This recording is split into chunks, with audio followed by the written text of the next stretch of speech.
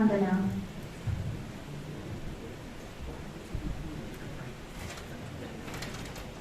ഈ പ്രോഗ്രാമിന് സ്വാഗതം ആശംസിക്കുന്നതിനായി കോളേജിന്റെ വളർച്ചയ്ക്ക് ചുക്കാൻ പിടിക്കുന്ന കോളേജ് പ്രിൻസിപ്പൽ ഡോക്ടർ രാജീവ് തോമസിനെ ഏറ്റവും സ്നേഹപൂർവ്വം ക്ഷണിക്കുന്നു. വേദിയിലിരിക്കുന്ന ഏറ്റവും ബഹുമാനപ്പെട്ട സജു ടി ജോർജൻ, എസ് ജോർജൻ, ഇന്നത്തെ നമ്മുടെ മുഖ്യ അതിഥി പി ജെ ജോഷുവ സർ, മറ്റ് പ്രിയപ്പെട്ട അധ്യാപക സുഹൃത്തുക്കളെ, പ്രിയപ്പെട്ട വിദ്യാർത്ഥികളെ, ചുങ്കത്തറ മാർത്തോമ കോളേജിനെ സംബന്ധിച്ചിടത്തോളം ഇന്നലെ നമ്മുടെ കോളേജിന്റെ 40ാം ജന്മദിനമായിരുന്നു. 1981 ഒക്ടോബർ 28-നാണ് നമ്മുടെ കോളേജ് സ്ഥാപിതമായത്. 40 വർഷം ഇന്നലെ നമ്മൾ പൂർത്തിയാക്കി. അപ്പൊ എല്ലാ വർഷവും നമ്മൾ അതുമായി ബന്ധപ്പെട്ട് കോളേജിന്റെ സ്ഥാപക ദിനം, നമ്മുടെ സ്ഥാപക മാനേജർ മെമ്മോറിയൽ ലെക്ചറും ചേർത്തിട്ട് പരിപാടികൾ സംഘടിപ്പിക്കാറുണ്ട്.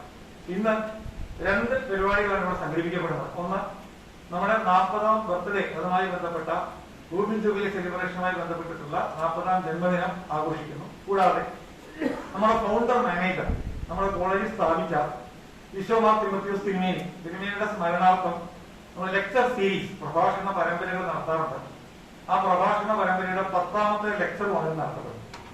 ഈ 2 മഹത് ചടങ്ങുകൾക്ക് സാക്ഷിയാകുവാനാണ് നിങ്ങൾ ഇന്നിവിടെ എത്തിച്ചേർന്നിരിക്കുന്നത്. നിങ്ങൾ എല്ലാവരെയും മീറ്റിംഗിൽ സ്വാഗതം ചെയ്യുക എന്നുള്ളതാണ് എന്റെ കടമ. നമുക്ക് ഏവർക്കും അറിയാവുന്ന പോലെ കഴിഞ്ഞ 40 വർഷമായിട്ട് ചുങ്കത്തറയും നിലമ്പൂരും തുടങ്ങിയ പ്രദേശങ്ങളിലും നമ്മുടെ കോളേജിന്റെ motto let your light Shine.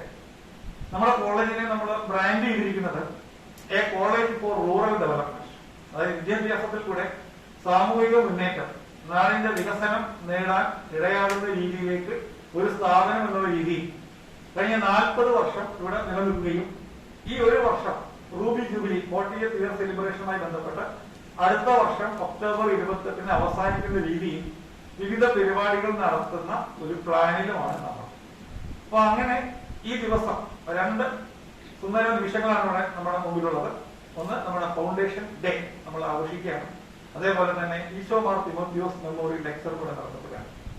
അപ്പൊ നമ്മുടെ ഫൗണ്ടർ ഈശോ മാർ തിമോത്തിയോസ് തിരുമേനി നമ്മുടെ കോളേജ് സ്ഥാപിച്ചത് 1981-ലാണ്. അദ്ദേഹം 1932 മുതൽ 1988 വരെ 56 വർഷം മാത്രമേ ഈ ലോകത്ത് ജീവിച്ചിരുന്നുള്ളൂ. മാർത്തോമാ സഭയിലെ ഒരു ബിഷപ്പായിരുന്നു. കുന്നംകുളം മലബാർ ഡയോസിസിന്റെ ബിഷപ്പായിരുന്ന സമയത്ത് ഇവിടെ ഒരു കോളേജ് തുടങ്ങണം എന്നുള്ള ഒരു ആഗ്രഹത്തിൽ ചുങ്കത്തറ ടൗണിൽ ഒരു പള്ളിയുണ്ട്. ആ പള്ളിയുടെ സെന്ററിൽ പ്രൈവറ്റ് കോളേജ് ഉണ്ടായിരുന്നു. ആ കോളേജ് ഒരു എയ്ഡഡ് കോളേജ് ആക്കി ഉയർത്തണം എന്നുള്ള ആഗ്രഹത്തിൽ അദ്ദേഹത്തിന്റെ എല്ലാ സ്വാധീനവും ബന്ധങ്ങളും ഉപയോഗിച്ച് 1981 ഒക്ടോബർ 28-നാണ് ഈ കോളേജ് സ്ഥാപിച്ചത്. അപ്പൊ അദ്ദേഹത്തിന്റെ കോൺട്രിബ്യൂഷൻസ് നമ്മൾ സ്മരിക്കുന്ന ഒരു ദിവസമാണ്. അപ്പൊ അദ്ദേഹത്തെ കുറിച്ച് ഒരു കോളേജിന്റെ ഫസ്റ്റ് പ്രിൻസിപ്പൽ ആയിരുന്ന ഡോക്ടർ സി ജെ ജോൺ സാറെ കഴിഞ്ഞ ദിവസം ഒരു മെസ്സേജ് ഇട്ടു. അതിനകത്ത് 2 സെന്റൻസ് ഞാനൊന്ന് വായിക്കാം. ദ ഫസ്റ്റ് മാനേജർ ഈശോ തിരുമേനി show all us how to trust in God's abundance at all times. When there was financial crisis or other problems, he would call all of us to pray together. His prayer circle is called as intensive care unit. Tirumeni took decisions after fasting and praying. He had strong conviction and he would not change even under pressure. He was a true man of God. അതായത് ഈ കോളേജിന്റെ ആദ്യത്തെ principal ആയിരുന്ന doctor C J John sir ഈ college തുടങ്ങിയ കാലത്തുള്ള വിവിധ പ്രതിസന്ധി ഘട്ടത്തിൽ അതിനെ നേരിട്ടത് എങ്ങനെയാണ് ഈശോ മാർ തിമോത്തിയോസ് തിരുമേനി പ്രാർത്ഥനയിൽ അധിഷ്ഠിതമായി തീരുമാനങ്ങൾ എടുക്കുകയും അത് ശക്തമായി നടപ്പാക്കിയതിന്റെ അനന്തരഫലമാണ് ഇന്ന് നമ്മൾ ഈ പഠിക്കുന്ന ഈ കോളേജ്, ഇത്രയും വികസിതമായിട്ടുള്ള ഈ കോളേജ് എന്നുള്ളത് നമ്മൾ മനസ്സിലാക്കി. അപ്പൊ തിരുമേനിയുടെ സ്മരണാർത്ഥം നടത്തപ്പെടുന്ന 10ാമത്തെ ലെക്ചറാണ്. 9 ലെക്ചർ വിവിധ വളരെ എമിനന്റ് ആയിട്ടുള്ള ആൾക്കാർ നടത്തി. 10ാമത്തെ ലെക്ചറും നടത്താൻ കിടന്നിരിക്കുന്ന വളരെ റിസോഴ്സ്ഫുൾ ആയിട്ടുള്ള ഒരു സാധനം. 10ാമത്തെ ലെക്ചറാണ് ഇന്നിവിടെ നടത്തുന്നത്. അപ്പോ നമ്മുടെ ഫൗണ്ടേഷൻ ഡേ, അതേപോലെ തന്നെ ഈശോ മാർ തിമോത്തിയോസ് മെമ്മോറിയൽ ലെക്ചറിന്റെ 10ാമത്തെ ലെക്ചർ സീരീസുമാണ് ഇന്നിവിടെ നടത്തുന്നത്. ഇതിൽ കടന്നു വന്ന് നിങ്ങളെ എവരെയും സ്വാഗതം ചെയ്യുക എന്നുള്ളതാണ് എന്റെ കടമ. ആദ്യമായിട്ട് ഈ മീറ്റിംഗിൽ അധ്യക്ഷം വഹിക്കുന്നത് നമ്മുടെ മാർത്തോമാ സഭയുടെ കുന്നംകുളം മലബാർ ഡയോസിസിന്റെ സെക്രട്ടറി ആയിട്ട് പ്രവർത്തിക്കുന്ന ബഹുമാനപ്പെട്ട സജു ബി ജോൺ അച്ഛനാണ്. അച്ഛൻ ഈ നമ്മുടെ തിരുമേനി കഴിഞ്ഞ ഈ ഡയോസിസിന്റെ ചാർജ് വഹിക്കുന്ന വ്യക്തിയാണ്. പിന്നെ എനിക്ക് ശാരീരികമായ ബുദ്ധിമുട്ടുകൊണ്ട് വരാൻ പറ്റിയില്ല. ഈ മീറ്റിംഗിലേക്ക് കടന്നു വരികയും നമ്മുടെ ഈ മീറ്റിംഗിനെ നിയന്ത്രിക്കുകയും ഇതിന് വേണം നേതൃത്വം ചെയ്യുന്ന ബഹുമാനപ്പെട്ട സജ്ജനാണ്. അച്ഛനെ നിങ്ങൾക്ക് ഏവർക്കും വേണ്ടി ഈ യോഗത്തിലേക്ക് ഹാർദമായിട്ട് സ്വാഗതം ചെയ്യും. ഈ മീറ്റിംഗിൽ ഇന്ന് നമ്മുടെ മുഖ്യ അതിഥിയായിട്ട് നമ്മൾ പങ്കെടുക്കുന്നത് ബഹുമാനപ്പെട്ട PJ ജോഷുവ സാറാണ്. സാറ് ചീഫ് ന്യൂസ് എഡിറ്റർ, മലയാള മനോരമയുടെ കോഴിക്കോട് യൂണിറ്റിന്റെ ചീഫ് ന്യൂസ് എഡിറ്ററായിട്ട് സേവനം അനുഷ്ഠിക്കുകയാണ്. അപ്പൊ നമുക്ക് ഏവർക്കും അറിയാവുന്നതുപോലെ തന്നെ ഒരു ജനാധിപത്യ വ്യവസ്ഥയുടെ 3 പില്ലേഴ്സ് ഉണ്ട്. ഏതൊക്കെയാണ് 3 പില്ലേഴ്സ്? ഏതെങ്കിലും കുട്ടികൾക്ക് പറയാം. ഏതൊക്കെയാണ്? Legislature, judiciary, executive. ഒരു ജനാധിപത്യ വ്യവസ്ഥയെ നിലനിർത്തുന്ന 3 പില്ലേഴ്സാണ്. അതിൽ 4ാമത്തെ ഒരു പില്ലറാണ് ഫോർത്ത് എസ്റ്റേറ്റ്. അതാണ് പ്രസ് അല്ലെങ്കിൽ മീഡിയ. അപ്പൊ മീഡിയയാണ് ഇന്ന് നമ്മുടെ നാട്ടിൽ പല കാര്യങ്ങളിലും നിർണായകമായ റോള് വഹിച്ചുകൊണ്ടിരിക്കുന്നതെന്ന് നമുക്കറിയാം. കഴിഞ്ഞ ദിവസം നമുക്ക് ഏവർക്കും സുപ്രീം കോടതിയുടെ വിധി ഉണ്ടായിരുന്നു, പെഗാസസുമായി ബന്ധപ്പെട്ട വിധി ഉണ്ടായിരുന്നു. അപ്പോൾ സുപ്രീം കോടതി ആ മീഡിയാസ് ചോർത്തിയ ആ വിവരങ്ങളെ ബന്ധപ്പെട്ട് വളരെ സ്ട്രോങ് ആയിട്ടുള്ള നിലപാടെടുക്കുകയും അതിനെക്കുറിച്ച് അന്വേഷിക്കണം. അത് ഏറ്റവും അവസാനത്തിലാണ്. അപ്പൊ മീഡിയയുടെ സ്വാധീനം, മീഡിയയുടെ റോൾ എന്താണെന്ന് എക്സാമ്പിൾ ഞാൻ കൊടുക്കുന്നത്. ഫോർത്ത് എസ്റ്റേറ്റ് ആണ് മീഡിയ. അപ്പൊ ആ മീഡിയയെ പ്രതികരിച്ചുകൊണ്ടാണ് ഒരു വ്യക്തിയാണ് നമ്മുടെ പങ്കെടുക്കുന്നത്. ഇന്നത്തെ ടോപ്പിക് എന്ന് പറയുന്നത് truth, post truth and democracy. ഇന്നത്തെ നമ്മുടെ സെമിനാറിന്റെ topic truth, post truth and democracy. ഈ വിഷയത്തെ കുറിച്ചിട്ടാണ് ഇന്ന് ബഹുമാനപ്പെട്ട ജോഷുവ സാർ നമ്മൾ സംസാരിച്ചത്. അദ്ദേഹം പത്തനംതിട്ട സ്വദേശിയാണ്. 25 വർഷമായിട്ട് കോഴിക്കോട് മലയാള മനോരമയുടെ പ്രസിന്, അവിടുത്തെ പ്രിന്റിംഗ് യൂണിറ്റിന് അതിന്റെ എല്ലാ കാര്യങ്ങൾക്കും ശക്തമായ നേതൃത്വം നൽകുന്നു. മലയാള മനോരമ പോലത്തെ ഒരു പ്രസ്ഥാനത്തിൽ 25 വർഷം ഒരു യൂണിറ്റിന്റെ ഹെഡായി നിൽക്കുക എന്ന് പറയുന്നത് അതുപോലെ പ്രൊഫഷണൽ ആയിട്ട് കഴിവുള്ള ഒരാൾക്ക് മാത്രമേ അവിടെ പിടിച്ചു നിൽക്കാൻ സാധിക്കൂ. അദ്ദേഹം വളരെയധികം മേഖലകളിൽ പ്രാവീണ്യം തെളിയിച്ച വ്യക്തിയാണ്. അദ്ദേഹത്തിന് ഹാരി ബ്രിട്ടൻ ഫെലോഷിപ്പ് കിട്ടിയിട്ടുണ്ട്. വിവിധ മേഖലകളിൽ കഴിവ് തെളിയിച്ച ഒരു പത്രപ്രവർത്തകൻ എന്നുള്ള രീതിയിലാണ് ഇന്ന് അദ്ദേഹം നമ്മളോട് truth, post truth and democracy എന്നുള്ള വിഷയത്തെക്കുറിച്ച് സംസാരിച്ചുകൊണ്ടിരിക്കുന്നത്. അദ്ദേഹത്തെ വളരെ സന്തോഷത്തോടെ ബഹുമാനത്തോടെ ഇന്നത്തെ മാർത്തോമ കോളേജിലേക്ക് ഹാർദമായിട്ട് സ്വാഗതം. നമ്മുടെ കോളേജിന്റെ ബർസാർ ബഹുമാനപ്പെട്ട എസ് ജോർജ് ഈ കോളേജിന്റെ എല്ലാ കാര്യങ്ങൾക്കും വളരെ ശക്തമായ നേതൃത്വം നൽകിക്കൊണ്ടിരിക്കുന്നു. അച്ഛൻ ഈ മീറ്റിംഗിൽ ഈശോ തിരുമേനിയെ അനുസ്മരിച്ചുകൊണ്ട് സംസാരിക്കുന്നതാണ്. അച്ഛനെ നിങ്ങൾക്ക് ഏവർക്കും വേണ്ടി ഈ യോഗത്തിലേക്ക് സ്വാഗതം. ഈ മീറ്റിംഗിൽ കടന്നു വന്നിരിക്കുന്ന നമ്മുടെ ബഹുമാനപ്പെട്ട സാർ, കോളേജിന്റെ റിട്ടയർഡ് പ്രിൻസിപ്പലാണ്. സാർ കടന്നു വന്നിട്ടുണ്ട്. കോളേജിലെ എല്ലാ അധ്യാപക സുഹൃത്തുക്കൾ, വിദ്യാർത്ഥികൾ, അതേപോലെ തന്നെ ഇതിന് നേതൃത്വം നൽകുന്ന കമ്മിറ്റിയിലുള്ള ആൾക്കാർ എല്ലാവരെയും വളരെ സന്തോഷത്തോടെ ഈ 2 പരിപാടിയിലേക്കും സ്വാഗതം ചെയ്തുകൊണ്ട് ഞാൻ വാക്കുകൾ അവസാനിപ്പിക്കും. Thank you so much, sir, for your warm words of welcome. ഈ പ്രോഗ്രാമിന്റെ അധ്യക്ഷപദം അലങ്കരിക്കുന്നത് കുന്നംകുളം മലബാർ ഭദ്രാസൻ സെക്രട്ടറി ആയിരിക്കുന്ന റെവറൻഡ് സാജു ബി ജോൺ അച്ഛനാണ്. അച്ഛനെ ഏറ്റവും സ്നേഹപൂർവ്വം ഞങ്ങൾ ക്ഷണിക്കുന്നു.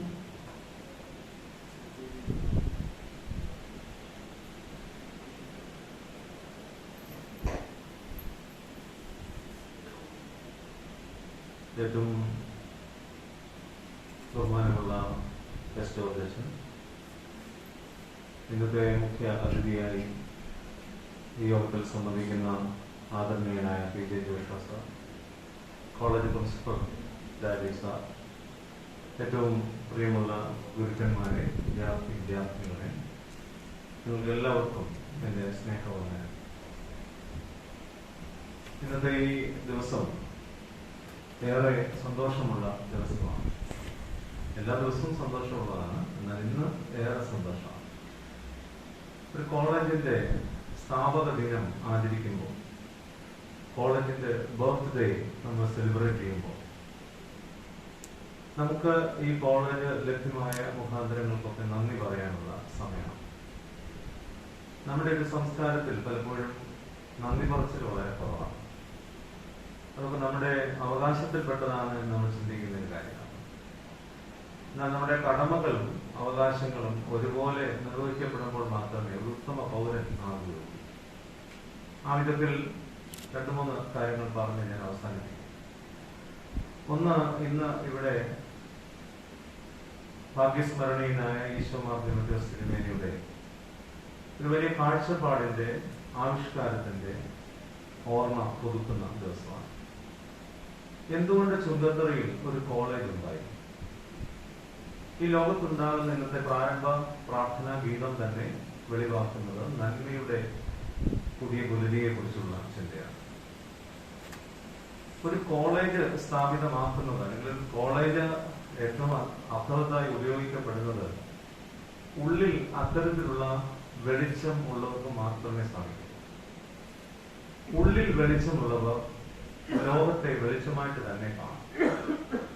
ഉള്ളിൽ ഇരുട്ടുള്ളവർ ലോകം മുഴുവൻ ഇരുട്ടായി കാണും. ഉള്ളിൽ നന്മയുള്ളവർ ലോകത്തിൽ ഒരുപാട് നന്മകളെ കാണും. ഉള്ളിൽ ദുഷ്ടതയുള്ളവർ കാണുന്നതെല്ലാം ദുഷ്ടതയായിരിക്കും. നമ്മൾ ഈ ഒരു ഹോളിൽ ഇരിക്കുമ്പോൾ തന്നെ ഒരു 50 കുറ്റം കണ്ടുപിടിക്കാനായിട്ട് ആവശ്യപ്പെട്ടാൽ 100 കുറ്റം പറയും. കുറ്റങ്ങൾ വേണമെങ്കിൽ ഇതിനകത്ത് ചൂണ്ടിക്കാണിക്കാം. എന്നാൽ ഒരു നന്മ കണ്ടുപിടിക്കാൻ പറഞ്ഞാൽ വലിയ പ്രയാസമാണ്. കല്യാണം കഴിഞ്ഞ ദമ്പതികളെ കാണുമ്പോൾ ഞാൻ അവരോട് ചോദിക്കാറുണ്ട്, എത്ര വർഷമായി? 5 വർഷമായി. ഭർത്താവിൽ അഥവാ ഭാര്യയിൽ കണ്ട 2 ദോഷങ്ങൾ പറയാമോ? വാചാലമാകും. ഒരുപാട് ദോഷം പറയാമോ? ഒരു നന്മ പറയാമോ? മുഖത്തോട്ട് കുറച്ചു നേരം നോക്കിയിരിക്കുന്നത് കാണാം. 2 അർത്ഥമുണ്ട്. പറഞ്ഞാൽ ദോഷമാകുമോ? പിന്നീട് പറയാൻ വേണ്ടി വല്ലതും ഉണ്ടോ? വേദപുസ്തകത്തിൽ ഒരു സുന്ദര വാക്യമുണ്ട്, ഹൃദയശുദ്ധി ഉള്ളവർ ഭാഗ്യവാന്മാർ, അവർ ദൈവത്തെ കാണും. അപ്പൊ നിങ്ങൾക്ക് ആർക്കെങ്കിലും ദൈവത്തെ കാണണമെങ്കിൽ എന്ത് വേണം? ഹൃദയത്തിൽ ശുദ്ധി വേണം, വിശുദ്ധി വേണം. അങ്ങനെ ഹൃദയത്തിന്റെ വിശുദ്ധി ഉണ്ടായിരുന്ന ഭാഗ്യസ്മരണീയനായ ഈശോ മാർ തിമോഥെയോസ് തിരുമേനിയുടെ സ്വപ്നമാണ് ഈ കോളേജ്. അത് നമ്മൾ ഇന്ന് സെലിബ്രേറ്റ് ചെയ്യുമ്പോൾ ആ വലിയ വ്യക്തിത്വത്തിന്റെ ഉള്ളിലെ വിശുദ്ധി ഈ കോളേജിൽ പഠിക്കുന്ന, ഇവിടെ പ്രവർത്തിക്കുന്ന എല്ലാവരിലും ഉണ്ടാകുമ്പോൾ മാത്രമേ ഈ കോളേജിന്റെ കോൺടെസ്റ്റ് നമുക്ക് സെലിബ്രേറ്റ് ചെയ്യാനുള്ള അവകാശം ഉള്ളൂ. അതുകൊണ്ട് ആ വിശുദ്ധി നമുക്ക് ഉണ്ടാകും. രണ്ടാമത്തെ ഒരു കാര്യം പറയാൻ ആഗ്രഹിക്കുന്നത്, നമ്മൾ എന്തിന് കോളേജിൽ വരുന്നു എന്നുള്ളതാണ്. ഇപ്പോൾ നമ്മളോടെല്ലാം ചോദിച്ചാൽ ഒറ്റ ഉത്തരമേ പറയാൻ ഉണ്ടാവുകയുള്ളൂ എന്നാണ് എൻ്റെ വിചാരം. അറിവ് നേടാനാണ് കോളേജ്, ഇൻഫർമേഷൻ. എന്നാൽ ഈ ഇൻഫർമേഷൻ അത് അറിവ് നേടുന്നത് വരെ അങ്ങനെ നിന്നാൽ അതുകൊണ്ട് പ്രയോജനമില്ല. ഗോതമ്പ് മണി നിലത്ത് വീണ് ചാകുന്നില്ലെങ്കിൽ അങ്ങനെയെങ്കിലും ചത്തുവെങ്കിൽ അധികം ഫലം ഉണ്ടാകും. വേദപുസ്തകത്തിലെ വാക്യമാണ്. എന്ന് പറഞ്ഞാൽ ഒരു വിത്ത് അത് അഴുകപ്പെടുമ്പോഴാണ് അതിൽ നിന്ന് പുതിയ നാമ്പുണ്ടാകുന്നത്. അപ്പോൾ നമ്മുടെ അറിവിനെ ഉത്തമമായും ഉചിതമായും ശ്രേഷ്ഠമായും ഉത്കൃഷ്ടമായും ഉപയോഗിക്കുന്നിടത്താണ് നമ്മുടെ അറിവിന് തന്നെ ഗുണമുള്ളൂ. നമ്മൾ പഠിച്ചെത്രയോ കാര്യങ്ങൾ പഠിക്കുന്നു, മാത്സ് പഠിക്കുന്നു, സൈൻ തീറ്റ കോസ് തീറ്റ ഒക്കെ പഠിക്കും. ഇത് എപ്പോഴാണ് ഉപയോഗിക്കേണ്ടതെന്ന് നമുക്ക് തന്നെ അറിയിക്കില്ല. ഞാൻ ഇതുവരെ പിന്നെ ഉപയോഗിച്ചിട്ടില്ല, അതുകൊണ്ട് കണക്ക് തീരെ പിടിയില്ല. എന്നാൽ എപ്പോഴും കോളേജിനെ സംബന്ധിച്ച് സംഭവിക്കേണ്ട കാര്യം, ഇതൊരു കലാലയമാണ്. ഞാൻ പള്ളിയിലെ ചാപ്പലിൽ പറഞ്ഞാണ്, ഇതൊരു ആർട്ട് ഓഫ് ലിവിംഗ് ആണ്. എങ്ങനെ ജീവിക്കണമെന്ന് നമ്മെ പഠിപ്പിക്കുന്നതാണ് ഈ അറിവ്. സോ ഈ ഇൻഫർമേഷൻ ട്രാൻസ്ഫോർമേഷൻ ആകണം, രൂപാന്തരീകരണം. നമ്മൾ ഈ മാറ്റം ഉണ്ടാകും. ഈ കോളേജിൽ വന്നിട്ട് പുറത്തിറങ്ങുമ്പോൾ നമ്മുടെ മുഖം ശോഭിക്കണം, നമ്മുടെ സ്വഭാവത്തിന് മാറ്റം വേണം, പെരുമാറ്റത്തിൽ മാറ്റം വേണം. ഇങ്ങോട്ട് വന്നതിനേക്കാൾ മെച്ചമുള്ള മനുഷ്യരായി പുറത്തേക്ക് പോകണം. ഈ കോളേജിലെ പൂർവ്വ വിദ്യാർത്ഥികളൊക്കെ അത്തരം പാരമ്പര്യമുള്ളവരാണ്. അതുകൊണ്ട് ട്രാൻസ്ഫോർമേറ്റീവ് ആയിട്ടുള്ള ഒരു ക്വാളിറ്റി പ്രോഗ്രാം ആയിരിക്കണം നമ്മുടെ കോളേജ്. ഒരു കാര്യം കൂടെ പറഞ്ഞാൽ അവസാനം, ഞങ്ങൾ അച്ഛന്മാർ 3 കാര്യങ്ങളാണ് പറയുന്നത് സാധാരണഗതി. അതുകൊണ്ട് ഞാൻ 3 പറയും. ഇന്നത്തെ നമ്മുടെ മുഖ്യ അതിഥി PJ ജോഷുവ സാറാണ്. എനിക്ക് ഈ ഇന്നത്തെ ഇതിൽ പങ്കെടുക്കുന്നത് ഒരു പ്രത്യേക മുഹൂർത്തമായിട്ടാണ്. എന്നാൽ ഇത് തിരുമേനി അധ്യക്ഷത വഹിച്ച് വളരെ നല്ലൊരു ടോക്ക് നിങ്ങൾക്ക് തിരുമേനിയിൽ നിന്ന് ലഭിക്കേണ്ടതാണ്. തിരുമേനിക്ക് ശാരീരികമായ പ്രയാസമുള്ളത് കൊണ്ടാണ് എനിക്ക് വരാൻ സാധിച്ചത്.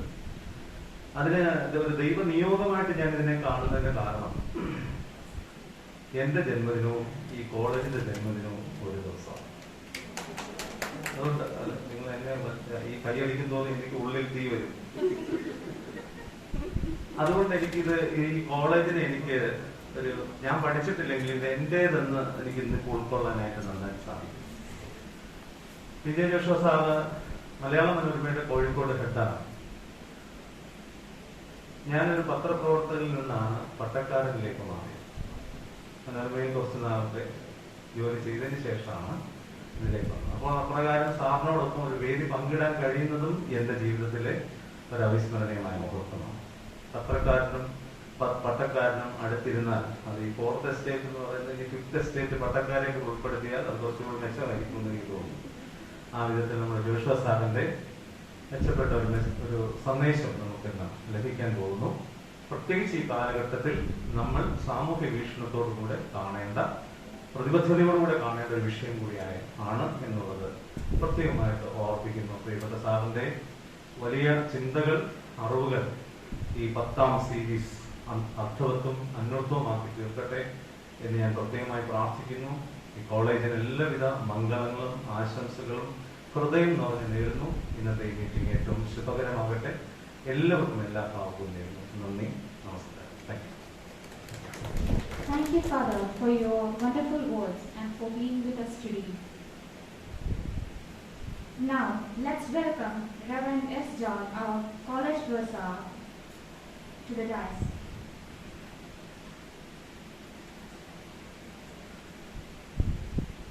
Respected Reverend Saju B. Jonathan, the Diocesan Secretary of Kundamkulam Malabar Diocese,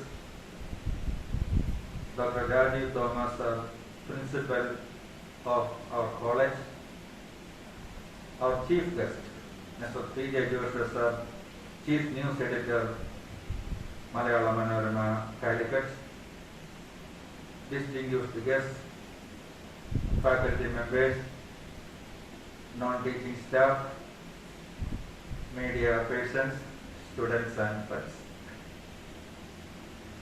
On the occasion of the Ruby Jubilee, it is apt to commemorate late glorified the Right Reverend Isomar Timotheus Episcopa, the founder of this college. He was an extraordinary man who believed that everything could be obtained from God through prayer. This college is a blessing from God to this land as a result of Tirumeni's prayer. While we remember Tirumeni, I would like to brief the life and ministry of Tirumeni on this auspicious occasion. Isomar Timotheus was born on 25th of November 1932 in Thoniamalam, a small village about 4 kilometers away from Pathanamthitta town in Kerala. His birth name was Veliyaparambil Thomas Koshi, V.T. Koshi, but he was commonly called Tangappan as a nickname. V.T. Koshi was the 8th child of Veliyaparambil's Career Thomas and Achama. After his primary education, V.T. Koshi entered the Catholic High School in Pathanamthitta, where he was a good student and devout and performed public service works among the poor. After passing SSLC, V.T. Koshi enrolled in the AIMM Bible Institute in Tiruvalla for a short course. During that time, he decided to go to the Sihora Ashram in Madhya Pradesh in northern India and perform missionary work. That was in 1952. After 3 years, in 1955, he returned to Kerala and joined in Catholic College in Pathanamthitta for his intermediate class. He passed his intermediate examination and afterwards he pursued his theological training at the Leonard Theological College in Jabalpur, that is also in Madhya Pradesh, where he enrolled in 1957 for the Bachelor of Divinity degree. He was ordained as a deacon on 5th of October 1961 and a priest on 4th March 1962. He was known as Koshi Babu among the villagers in and around Sihora. He taught the poor villagers poultry farming, cattle rearing and modern agriculture. Reverend V.T. Koshi was sent to Japan for special training in rural development. After training, he fully engaged himself in poultry and agricultural development. He was consecrated bishop on 8th February 1975, named as Ishomar Timotheus. He was then sent to St. Augustine's College in Canterbury, England, and the Wycliffe College in Toronto, Canada for further education. In relation with the then Madras Kunnamkulam Diocese, his service was during 1977 through 1984. Right Reverend Ishomar Timotheus was appointed as the bishop of the then Madras Kunnamkulam Diocese in the year 1977, and he was instrumental in establishing Chungapura Marthama College in the year 1981. He was called to eternity on 11th April 1988. By quoting William Carey, I conclude the commemoration of Tirumeni, the Apostle of Malabar. Expect great things from God and attempt great things for God. Expect great things from God and attempt great things for God. Thank you. Thank you, Father. It is a great honor to invite the chief guest, Mr. P.J. Joshua, Chief News Editor, Malayalam Manorama, in Kolkata, to attend Ishomar Timotheus Memorial Lecture and 40th Foundation Day celebration of our college, to talk on truth, post-truth, and democracy. So, let's welcome Joshua, sir.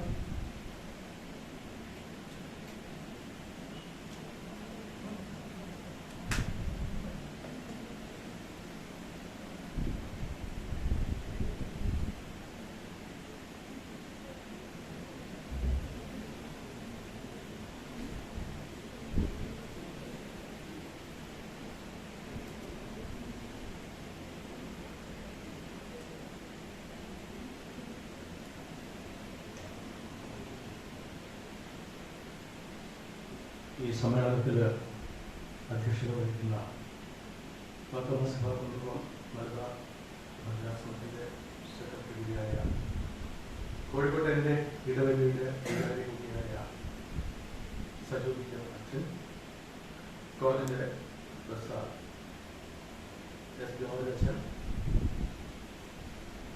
ആദരണീയനായ principal Rajeev Thomas sir, പ്രിയപ്പെട്ട അധ്യാപക സുഹൃത്തുക്കളെ, വിദ്യാർത്ഥികളെ, മറ്റെല്ലാവരുടെയും നമസ്കാരം. ഞാനിവിടെ എൻ്റെ mask നീക്കം ചെയ്തിട്ടുണ്ട്. അതുകൊണ്ട് നിങ്ങൾ ആരും നിങ്ങളുടെ മാസ്ക് മാറ്റരുത്. ഒരു പ്രൊട്ടക്ഷനാണ്. എനിക്ക് മാസ്ക് ഇല്ലാതെ സംസാരിക്കുന്നതിനൊരു ബുദ്ധിമുട്ട് തോന്നുന്നതുകൊണ്ടാണ് ഞാൻ മാസ്ക് ഒഴിവാക്കുന്നത്. ക്ഷമിക്കുക. ചുങ്കത്തറ മാർത്തോമാ കോളേജിൻ്റെ ഈ റൂബി ജൂബിലി വേളയിൽ അതിലേറ്റവും പ്രധാനപ്പെട്ട ഈ ഒരു സമ്മേളനത്തിൽ എനിക്ക് നൽകിയ ഈ അവസരം അതൊരു വലിയ ബഹുമതിയായി ഞാൻ കാണുന്നു. ആ അവസരം നൽകിയതിന് ഓരോരുത്തരോടുമുള്ള നന്ദി ഞാൻ അറിയിക്കട്ടെ.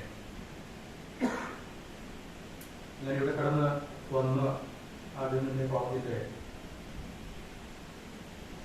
മുദ്രയൊക്കെ സ്ഥാപിച്ചിട്ടുള്ള സുഹൃത്തിൻ്റെ അടുത്ത് കണ്ടുപിടിക്കുമ്പോൾ ഈ കോളേജിൻ്റെ ഒരു ഉദ്ദേശം എന്നത് അവിടെ വളരെ വ്യക്തമായിട്ട് രേഖപ്പെടുത്തിയിട്ടുണ്ട്. കോളേജ് ഫോർ റൂറൽ ഡെവലപ്മെൻറ്റ്, ഗ്രാമീണ വികസനം ലക്ഷ്യമാക്കിയിട്ടുള്ള ഒരു കോളേജ്. റൂറൽ ഡെവലപ്മെൻറ്റ് കോഴ്സൊന്നുമല്ല ഇവിടെ പഠിപ്പിക്കുന്നത്. ഇതൊരു സാധാരണ ആർട്സ് ആൻഡ് സയൻസ് കോളേജായിട്ട് തന്നെ ഈ കോളേജിൻ്റെ ഉദ്ദേശം ഒരു ഗ്രാമീണ വികസനം എന്നതാണ് നിങ്ങൾ മനസ്സിലാക്കുന്നത്. അത് കഴിഞ്ഞ് പ്രിൻസിപ്പലിൻ്റെ മുറിയിലെത്തിയപ്പോൾ അവിടെ മഹാത്മാഗാന്ധിയുടെ ഒരു ചിത്രം ഉണ്ട്. എല്ലാ കോളേജിലുമാണ് അതുകൊണ്ട് എനിക്ക് തോന്നുന്നത്. ഞാനിത് രണ്ടും കൂടെ കണക്ട് ചെയ്ത് ആലോചിച്ചപ്പോൾ മഹാത്മാഗാന്ധിക്ക് ഈ ഗ്രാമങ്ങളെ വലിയ ഇഷ്ടമായിരുന്നു. ഇത് മാത്രമല്ല, അദ്ദേഹത്തിൻ്റെ ഒരു കാഴ്ചപ്പാട്, അദ്ദേഹത്തിന്റെ ദർശനത്തിലെ വളരെ പ്രധാനപ്പെട്ട 2 കാര്യങ്ങളാണ്. ഒന്ന് സർവോദയം, 2 അന്ത്യോദയം. നിങ്ങൾക്കൊക്കെ അറിയാവുന്ന കാര്യങ്ങൾ തന്നെയായിരിക്കും. എന്താണ് സർവോദയം എന്ന് പറഞ്ഞാൽ? സർവോദയം എന്ന് പറയുന്നത് എല്ലാവരുടെയും ഉയർച്ചയാണ്, എല്ലാവരുടെയും വികസനം. അത് യൂണിവേഴ്സൽ അപ്ലിഫ്റ്റ്മെന്റ് ആണ് സർവോദയം എന്ന് പറയുന്നത്. എല്ലാവരും അത് ഉൾക്കൊള്ളും. രണ്ടാമത്തെ കാര്യം അന്ത്യോദയം ആണ്. എന്താണ് അന്ത്യോദയം? അന്ത്യോദയം എന്ന് പറയുന്നത് ഏറ്റവും അവസാനത്തെ ആളിന്റെ ഉയർച്ചയാണ്. അങ്ങനെയുള്ള അല്ലെങ്കിൽ ഡൗൺ ട്രോഡൻ ആയിട്ട് ഏറ്റവും അവസാനത്തെ ആളിന്റെ ഉന്നമനം, അദ്ദേഹത്തിന്റെ വികാസം, ആ ആളിന്റെ വികാസം, അതാണ് അന്ത്യോദയം. ഈ അന്ത്യോദയം കൂടെ സാധിക്കാതെ സർവോദയം സാധിക്കില്ല. അപ്പൊ ഇത് തീർച്ചയായിട്ടും ഈശോ മാർ തിമോഥെയോസ് തിരുമേനിയെ സ്വാധീനിച്ചിട്ടുള്ള ഒരു കാര്യമായിരിക്കും. അതുകൊണ്ടൊക്കെ ആവും ഈ കാര്യങ്ങളെല്ലാം കൂടെ ചേർത്ത് വെച്ചുകൊണ്ട് ഈ ചുങ്കത്തറ പോലെയുള്ള ഒരു സ്ഥലത്ത് അദ്ദേഹം ഇങ്ങനെ ഒരു വലിയ പ്രസ്ഥാനം കെട്ടിപ്പടുക്കാൻ തീരുമാനിച്ചത് എന്ന് എനിക്ക് ഉറപ്പായിട്ടും അറിയാം. ഇന്ന് എനിക്ക് ഉറപ്പായിട്ടും എനിക്കത് തിരിച്ചറിയാൻ കഴിയും. ചുങ്കത്തറ മാർത്തോമ കോളേജ്, ഞാൻ ആ കോളേജിനെ സംബന്ധിച്ച്, കോളേജ് ഇവിടെ വരുന്ന ഒരു ഭാഗമായിട്ടൊന്നുമല്ല, ആ കോളേജിനെ സംബന്ധിച്ച് ഒരു വലിയ ടെസ്റ്റിമണി, ഒരു സാക്ഷ്യം, ഒരു സാക്ഷ്യപത്രം ഈ കോളേജിനെ സംബന്ധിച്ചുള്ളത് രേഖപ്പെടുത്തപ്പെട്ട് കിടപ്പുണ്ട്.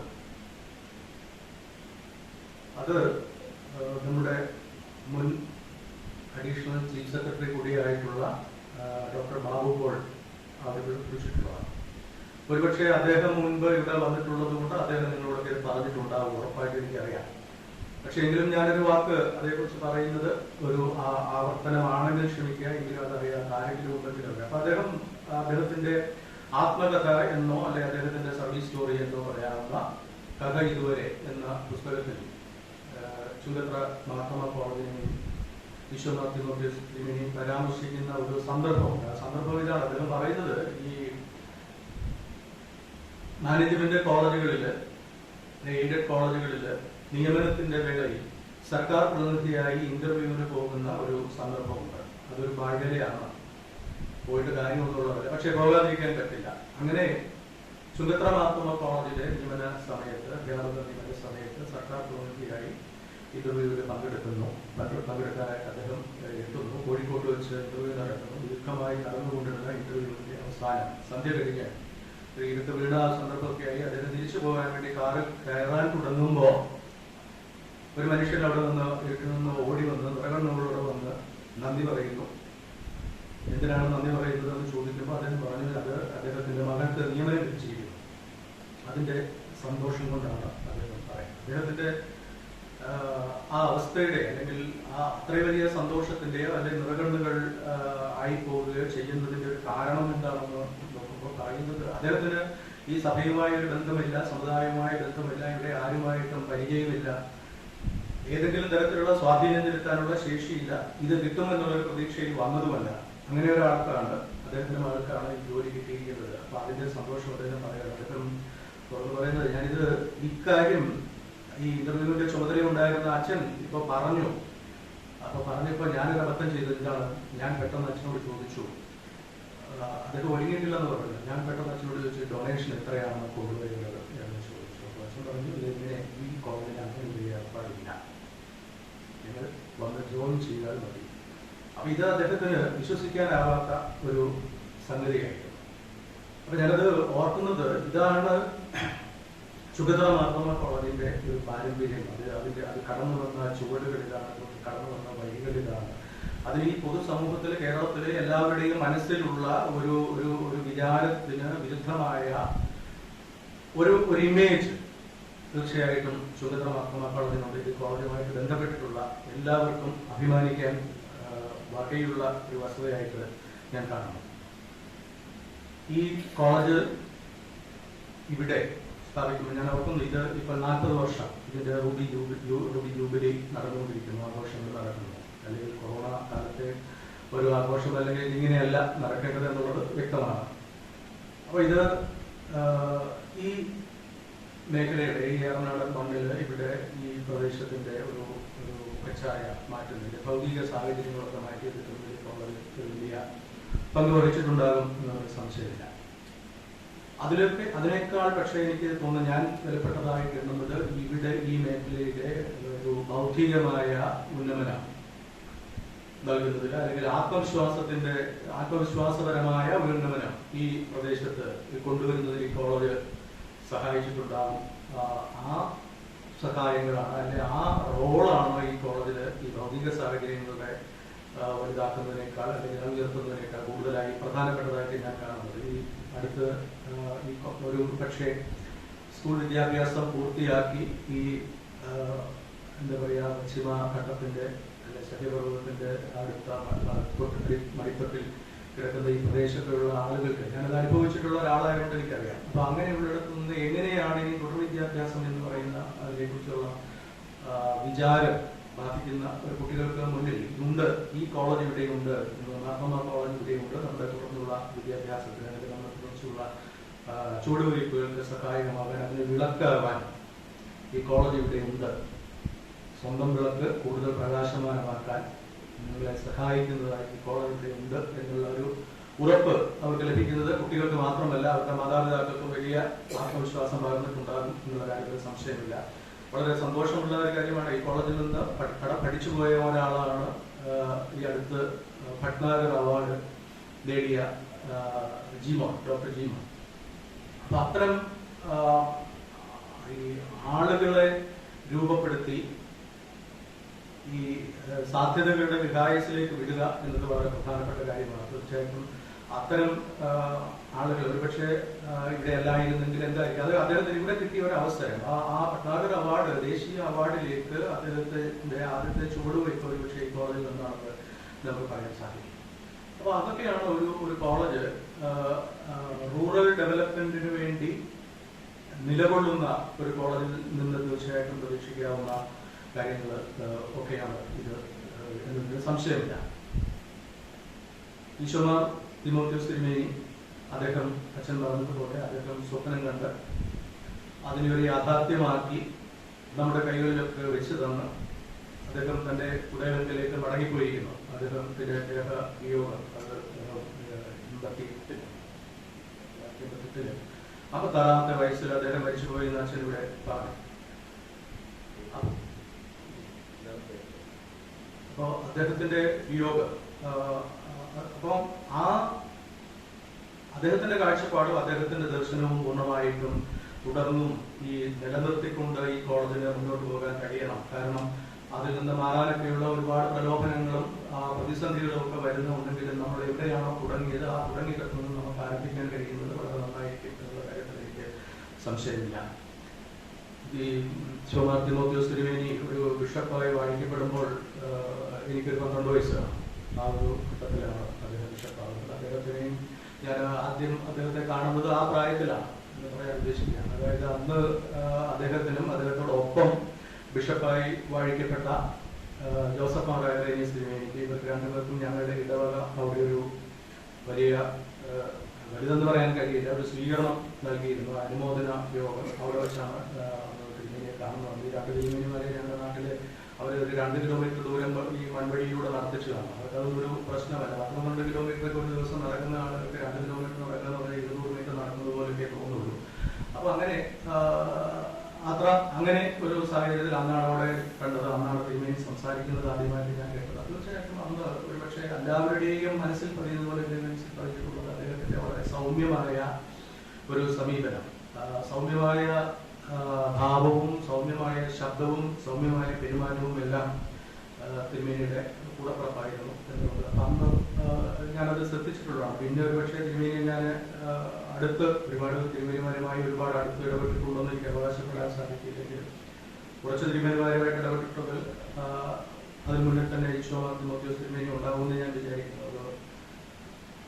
അന്ന് രണ്ടാമത് തിരുമേനിയുമായിട്ട് ഇടപെടുന്ന ഒരു സമയത്ത് ഞാൻ ഞങ്ങളുടെ പള്ളിയുടെ സെക്രട്ടറിയാണ്. അതൊരു 21 വയസ്സുള്ള ഞാനൊരു പയ്യൻ എന്നുള്ള നിലയ്ക്കാണ് ഞാൻ അവിടെ ഉള്ളത്. അപ്പൊ അന്ന് ഞങ്ങളുടെ ഇടവകയിൽ ഒരു വലിയ പള്ളിപണി നടന്നുകൊണ്ടിരിക്കുന്നത്. അത് വർഷങ്ങളായി ഇങ്ങനെ നടന്നുകൊണ്ടിരിക്കുകയാണ്. വർഷങ്ങളായി നടക്കുന്നതുകൊണ്ട് പള്ളി വലുതായതുകൊണ്ടല്ല, കാശില്ലാത്തതുകൊണ്ടാണ്. കാശില്ലാത്തതുകൊണ്ട് പള്ളിയുടെ പണി ഇങ്ങനെ നടന്നുകൊണ്ടിരിക്കുന്നത്.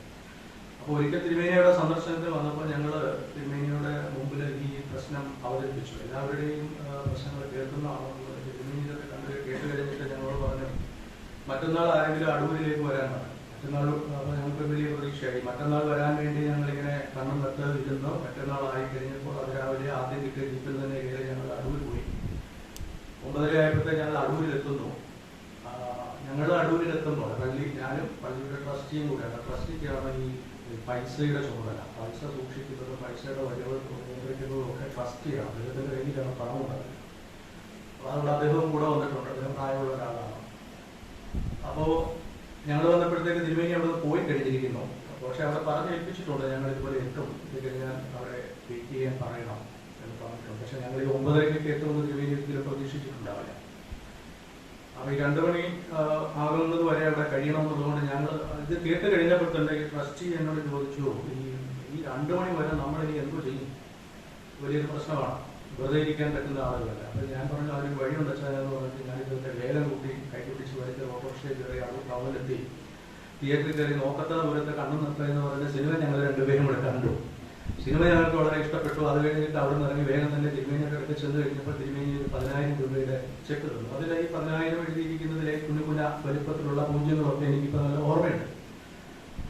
അത് തന്നു കഴിഞ്ഞിട്ട് തിരുമേനി ഞങ്ങളോട് പറഞ്ഞു, ഇത് നിങ്ങൾ തിരിച്ചു തരണം, ഇത് മറ്റു പലർക്കും കൂടി പ്രയോജനപ്പെടേണ്ട പൈസയാണ്, നിങ്ങളിത് തിരിച്ചു തരണം, മറ്റു പലർക്കും കൂടി പ്രയോജനപ്പെടേണ്ട പൈസയാണ്. അപ്പൊ തിരുമേനിയുടെ ഒരു കാഴ്ചപ്പാടിൽ എപ്പോഴും ഇങ്ങനെ ഒരു കരുതൽ നമുക്കുണ്ട്. അതിന്റെ പക്ഷേ അത് നമ്മളിൽ നിന്ന് തിരുമേനി പ്രതീക്ഷിക്കുന്നത് എന്താണ്, ഇങ്ങനെയുള്ള കാര്യങ്ങളൊക്കെ മനസ്സിലാക്കാൻ സാധിച്ചു. ഞങ്ങൾ പെട്ടെന്ന് തന്നെ അത് തിരിച്ചു തരും എന്നുള്ള ഒരു വാക്കും കൊടുത്തിട്ട് ഞങ്ങൾ വേഗം അവിടെ നിന്ന് പോയെന്ന് ഞാൻ ഓർക്കുന്നു. പക്ഷേ ഞാനത് കഴിഞ്ഞിട്ട് എൻ്റെ വിദ്യാഭ്യാസപരമായ ആവശ്യങ്ങൾക്കായിട്ട് നാട് വിട്ടു പോകുന്നു.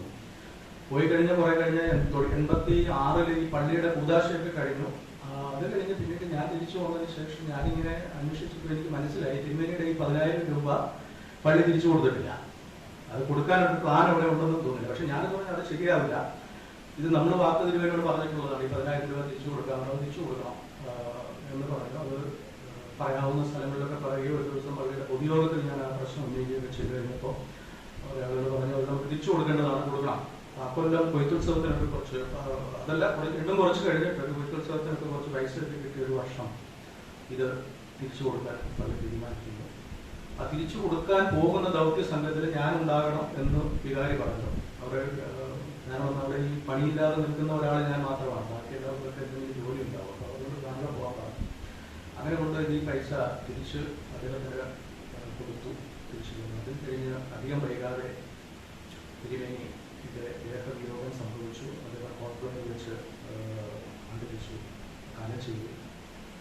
ഇത് വൈകുന്നേരത്ത് ഒരുപക്ഷെ തോന്നുന്നു ഒരു പ്രാദേശിക വാർത്തകളിലൂടെയൊക്കെ റേഡിയോയിലൂടെയൊക്കെ ആകും അന്ന് നമ്മൾ ഈ വാർത്ത അറിയുന്നത്. മറ്റു മാർഗങ്ങളൊന്നുമില്ല, നമ്മുടെ കയ്യിൽ മൊബൈൽ ഫോണോ മറ്റ് സംഭവവികാസങ്ങളൊന്നും ഇല്ലാത്തൊരു കാലമായതുകൊണ്ട് ഇത് ഇങ്ങനെ അറിഞ്ഞു. അന്ന് വൈകുന്നേരം ഞങ്ങൾ പള്ളിമുറ്റത്ത്, പലപ്പോഴൊക്കെ പള്ളിമുറ്റത്താണ് നമ്മൾ ഈ ഇപ്പോൾ ടി വിയിൽ നടക്കുന്ന അന്തിചർച്ചകൾ അന്ന് നടക്കുന്ന ഈ പള്ളിയുടെ മുറ്റത്തെ കരിപ്പിലൂടെയൊക്കെയാണ്. അപ്പോൾ അവർ പള്ളിമുറ്റത്തെ ചർച്ചയിലേക്ക് ഞങ്ങൾ അന്ന് ഓടി വന്നു കഴിഞ്ഞിട്ട് ഞങ്ങൾ തിരുമേനിയെ കുറിച്ച് ഇങ്ങനെ ഓർത്ത് സങ്കടപ്പെടുകയും ഒക്കെ ചെയ്തുകൊണ്ടിരിക്കുമ്പോൾ ഞാൻ പറഞ്ഞു, ഇത് വളരെ നേരത്തെ ആയിപ്പോയി, ഇത് വളരെ നേരത്തെ ആയിപ്പോയി. അപ്പോൾ വിചാരിച്ചും പറഞ്ഞു, ശരിയാണ്, ഓർക്കാൻ വയ്യാതെ വളരെ നേരത്തെ ആയി. അപ്പോഴത്തെ ട്രസ്റ്റി ആയിരുന്ന ആൾ, അതുപോലെ ഒന്നും മിണ്ടാതിരുന്ന ആൾ, അദ്ദേഹം പറഞ്ഞു, ഇത് വളരെ നേരത്തെ ആയിപ്പോയി. അത് കഴിഞ്ഞ് അദ്ദേഹം എൻ്റെ നേരെ കൈകൊണ്ടിട്ട് പറഞ്ഞു, നീ ആ പൈസ കൊണ്ട് കൊടുത്തതും കുറച്ച് നേരത്തെ ആയിപ്പോയി എന്നിങ്ങനെ. അപ്പോൾ അതിനുശേഷം ഞാൻ ഈ ട്രസ്റ്റിമാരിൽ നിന്നൊക്കെ ഒരല്പം അകലം വിട്ട് നിൽക്കുള്ളൂ. ഒരു അന്നേരം വന്ന ഒരു ഡയലോഗാണ് അദ്ദേഹം അത് പറഞ്ഞത്. കുറച്ച് ഇത് ഈ സന്ദർഭങ്ങളൊക്കെ ഞാനിങ്ങനെ തിരുമേനിയുടെ ജീവിതവുമായിട്ട് ബന്ധപ്പെട്ട് കാണുന്നുണ്ട്. തിരുമേനിയുടെ ജീവിതവുമായിട്ട് ബന്ധപ്പെട്ട് കൂടുതൽ ഞാൻ അറിഞ്ഞിട്ടുള്ളത്, അദ്ദേഹത്തെ കുറിച്ച് കൂടുതൽ അറിഞ്ഞിട്ടുള്ളവർ, അദ്ദേഹത്തെ കുറിച്ച് എഴുതിയിട്ടുള്ളത്, അറിഞ്ഞവർ എഴുതിയത്, ഇങ്ങനെയുള്ള കാര്യങ്ങളിലൂടെയൊക്കെയാണ് അദ്ദേഹത്തെ കുറിച്ച് കൂടുതൽ കാര്യങ്ങൾ അറിയുന്നത്. അങ്ങനെ അറിഞ്ഞിട്ടുള്ള കാര്യങ്ങൾ നമ്മൾ വായിച്ചു നോക്കുമ്പോൾ വായിച്ചതിൽ നിന്ന് ഞാൻ മനസ്സിലാക്കിയിട്ടുള്ളത് വളരെ പ്രധാനപ്പെട്ട രണ്ട് കാര്യങ്ങളാണ് തിരുമേനിയുടെ ജീവിതവുമായിട്ട് ബന്ധപ്പെട്ട് ശ്രദ്ധിക്കാനുള്ളത്. അതിൽ രണ്ട് ഒബ്സർവേഷൻസ് ആണ് ഞാൻ അതിൽ പ്രധാനപ്പെട്ടതായിട്ട് കാണുന്നത്. ഒന്ന്, അദ്ദേഹത്തിന്റെ ജീവിതത്തിലെ സുതാര്യത. സുതാര്യത നമുക്കറിയാം എന്താണ്. ട്രാൻസ്പെറൻസി എന്ന് പറയുന്ന ഒരു സ്ഥിതി, ഒന്നിനും ഒരു മറയില്ലാത്ത ഒരു ജീവിതം, അതായിരുന്നു ഈശോമാർത്തിമോസിന്റെ. രണ്ടാമത്തെ കാര്യം അദ്ദേഹത്തെ കുറിച്ച് ഓർക്കുമ്പോൾ മനസ്സിലാക്കാവുന്നത്, അദ്ദേഹം എല്ലാവരെയും വളരെ ക്ഷമാപൂർവം കേട്ടിരുന്നു. ആർക്കെങ്കിലും ഒരു വിഷയം പറയാനുണ്ടെങ്കിൽ തിരുമേനി അത് ക്ഷമാപൂർവം വളരെ സമയമെടുത്തത് കേട്ടിരുന്നു. ഏതെങ്കിലും ഒരു വിഷയം സംസാരിക്കാനുണ്ടെങ്കിൽ അതുമായി ഇൻവോൾവ് അതിൽ ഉൾപ്പെട്ട് നിൽക്കുന്ന എല്ലാ ആളുകളുമായിട്ടും എല്ലാവരുടെയും അഭിപ്രായം അദ്ദേഹം തേടിയിരുന്നു. അദ്ദേഹം എല്ലാവരുടെയും അഭിപ്രായം അദ്ദേഹം കേട്ടിരുന്നു. ഇനി ആരെങ്കിലും ആ അഭിപ്രായം പറയാൻ അവിടെ ഇല്ലെങ്കിൽ അത് ആ ആളിനെ തേടിപ്പോയി അദ്ദേഹത്തിന്റെ അഭിപ്രായം ചോദിക്കുന്ന ഒരു സ്വഭാവം കൂടി ഈശോമാർത്തിമോസിന്റെ ജീവിതത്തിലുണ്ടായി. അത് തികഞ്ഞ ജനാധിപത്യ ബോധമാണ് പ്രതിഫലിക്കുന്നത്. സുതാര്യതയും ജനാധിപത്യ ബോധവും, ഇതാണ് ഞാൻ അദ്ദേഹത്തിന്റെ ജീവിതത്തെ വിലയിരുത്തുമ്പോൾ നമുക്ക് വളരെ പ്രധാനപ്പെട്ടതായിട്ട് കണ്ടെത്താൻ സാധിക്കുന്ന രണ്ട് കാര്യങ്ങൾ. സുതാര്യത നമ്മൾ പറഞ്ഞു, ഒരു മറയും ഒന്നിനും ഇല്ലാത്ത അവസ്ഥയാണ് സുതാര്യത. അത് സത്യം എന്നതിന്റെ വേറൊരു രൂപമാണ്. സത്യം എന്നാൽ എന്താണ്? സത്യം എന്താണെന്ന് ചോദിച്ചു കഴിഞ്ഞാൽ നമ്മൾ പ്രശ്നമാവില്ലേ? എന്താണ് സത്യം? സത്യം എന്താണെന്നുള്ളത് നമുക്ക് എല്ലാവർക്കും അറിയാം. എന്താണ് സത്യം എന്നുള്ളതല്ല, സത്യം എന്ന് പറയുന്ന സംഗതി എന്താണ് എന്ന് ചോദിച്ചാൽ നിർവചനം പറഞ്ഞാൽ നമുക്ക് ചിലപ്പോൾ ഒരു പ്രയാസമായിട്ട് വരും. എന്താണ് സത്യം? സത്യം നമ്മുടെ ജീവിതത്തിന്റെ ഒപ്പം എപ്പോഴും ഉണ്ടാകേണ്ടതാണെന്നുള്ളത് നമുക്ക് എല്ലാവർക്കും അറിയാം. അതുകൊണ്ട് തന്നെ അത് എന്താണെന്ന് ചിലപ്പോൾ നമ്മൾ ആലോചിച്ചിട്ടുണ്ട്. എന്തായാലും ഒരു സംഗതിയുടെ ഒന്നിന്റെ വളരെ യഥാർത്ഥ തരത്തിലുള്ള സ്വഭാവം എന്തോ, അതിന്റെ യഥാർത്ഥ അവസ്ഥ എന്തോ, അത് തന്നെയാണ് അതിനെ സംബന്ധിച്ചുള്ള സത്യം. ഒരു മറയും ഇല്ലാത്ത അവസ്ഥ. നമുക്ക് നമ്മൾ അറിഞ്ഞാലും അറിഞ്ഞില്ലെങ്കിലും ഒരു സംഗതിയെ സംബന്ധിച്ച സത്യം എപ്പോഴും സത്യമായിരിക്കും. അതങ്ങനെ തന്നെ നിലനിൽക്കുന്നു. അതാണ് അത് സത്യം. ഈ സത്യം ആയിട്ടാണ് ഈ സുതാര്യതയെ എനിക്ക് കാണാൻ സാധിക്കുന്നത്. സുതാര്യത എന്ന് പറയുമ്പോൾ നമുക്ക് അത് ഈ സത്യത്തെ നമുക്ക് കാണാനും കൂടി, സുതാര്യതയിൽ സത്യമല്ലാതെ ഒന്നും ഉണ്ടാവില്ല. സത്യത്തെ നമുക്ക് കാണാൻ കൂടി കഴിയുന്നിടത്ത് വെച്ചാണ് അത് സുതാര്യത ആയിട്ട് മാറുന്നത്. കഴിഞ്ഞ ദിവസം സുപ്രീം കോടതി പറഞ്ഞിരുന്നല്ലോ, അതായത് ഈ നീതി എന്നത് നടപ്പാക്കുക മാത്രമല്ല, നടപ്പാക്കി എന്ന് മറ്റുള്ളവർക്ക് അറിയുകയും വേണം. സത്യം ഒരാളുടെ ജീവിതത്തിൽ ഉണ്ടായിരിക്കുക എന്നത് വളരെ പ്രധാനപ്പെട്ടതാണ്. സത്യം ഉണ്ടായിരിക്കുക എന്നത് മാത്രമല്ല, ആ സത്യം മറ്റുള്ളവർക്ക് കാണാൻ പാകത്തിൽ തന്റെ ജീവിതം ഒരു തുറന്ന പുസ്തകമായിട്ടും കൂടെ ഇടുമ്പോഴാണ് അത് സുതാര്യതയായിട്ട് മാറുന്നത്. ആ തിരുമേനിയുടെ ജീവിതത്തിൽ എന്നും വളരെ സുതാര്യത ഉണ്ടായിരുന്നു. അപ്പൊ അത് അദ്ദേഹത്തിന്റെ മുറി ഒരിക്കലും പൂട്ടിയിടുമായിരുന്നില്ല, ലോക്ക് ചെയ്യും. നമ്മളാരും ചെയ്യാത്തൊരു പരിപാടിയാണ്. അദ്ദേഹത്തിന്റെ മുറി ഒരിക്കലും പൂട്ടിയിട്ടില്ല. മുറി പൂട്ടിയിട്ടില്ല എന്ന് മാത്രമല്ല, മുറിക്കുള്ളിലുള്ള മേശയും അദ്ദേഹം പൂട്ടില്ല. അദ്ദേഹം പൂട്ടി വെച്ചിട്ടുള്ള ഒന്നുമില്ല, ഒളിച്ചു വെക്കാനായിട്ട് ഒന്നുമില്ലാത്ത ഒരു ആൾ. അപ്പൊ അത് സത്യം എന്നതാണ് തന്റെ ജീവിതനിഷ്ഠ എന്ന് ലോകത്തോടും മുഴുവനും വിളിച്ചു പറയുന്ന ഒരു സാഹചര്യം. രണ്ട്, അദ്ദേഹത്തിന്റെ ജനാധിപത്യം. ഞാൻ ഈ രണ്ട് കാര്യങ്ങളാണ് അല്പസമയം നമ്മുടെ വിചാരത്തിനായിട്ട് വെക്കുന്നത്. സത്യം എന്നതും ജനാധിപത്യം എന്നതും. സത്യത്തിന്റെ ഫലം എന്താണ്? സത്യം കൊണ്ട് എന്താണ് നേടുന്നത്? സത്യത്തെ പിൻപറ്റിയിട്ടുള്ള ഒരുപാട് ആളുകളെ നമുക്കറിയാം. അതിന്റെ കൂട്ടത്തിൽ നമ്മൾ മഹാത്മാഗാന്ധിയുടെ കാര്യം പറഞ്ഞു. സത്യമല്ലാതെ ഒന്നും തന്റെ സ്വാതന്ത്ര്യ പോരാട്ടത്തിൽ ഉൾപ്പെടാൻ അദ്ദേഹം ആഗ്രഹിച്ചില്ല. അപ്പം സത്യത്തിന്റെ ഫലം എന്താണ് എന്ന് നമ്മൾ ആലോചിക്കുമ്പോൾ ഈശോമാർത്തിമോസിന്റെ എനിക്ക് അതിലും അദ്ദേഹത്തിന് സ്വാഭാവികമായിട്ടും അദ്ദേഹത്തിന്റെ ജീവിതം രൂപപ്പെടുന്നത് ബൈബിളിന്റെ അടിസ്ഥാനത്തിലാണ് എന്നുള്ളത് കൊണ്ട് അദ്ദേഹത്തിന് അവിടെ നിന്ന് ഒരു ഉത്തരമുണ്ടായി.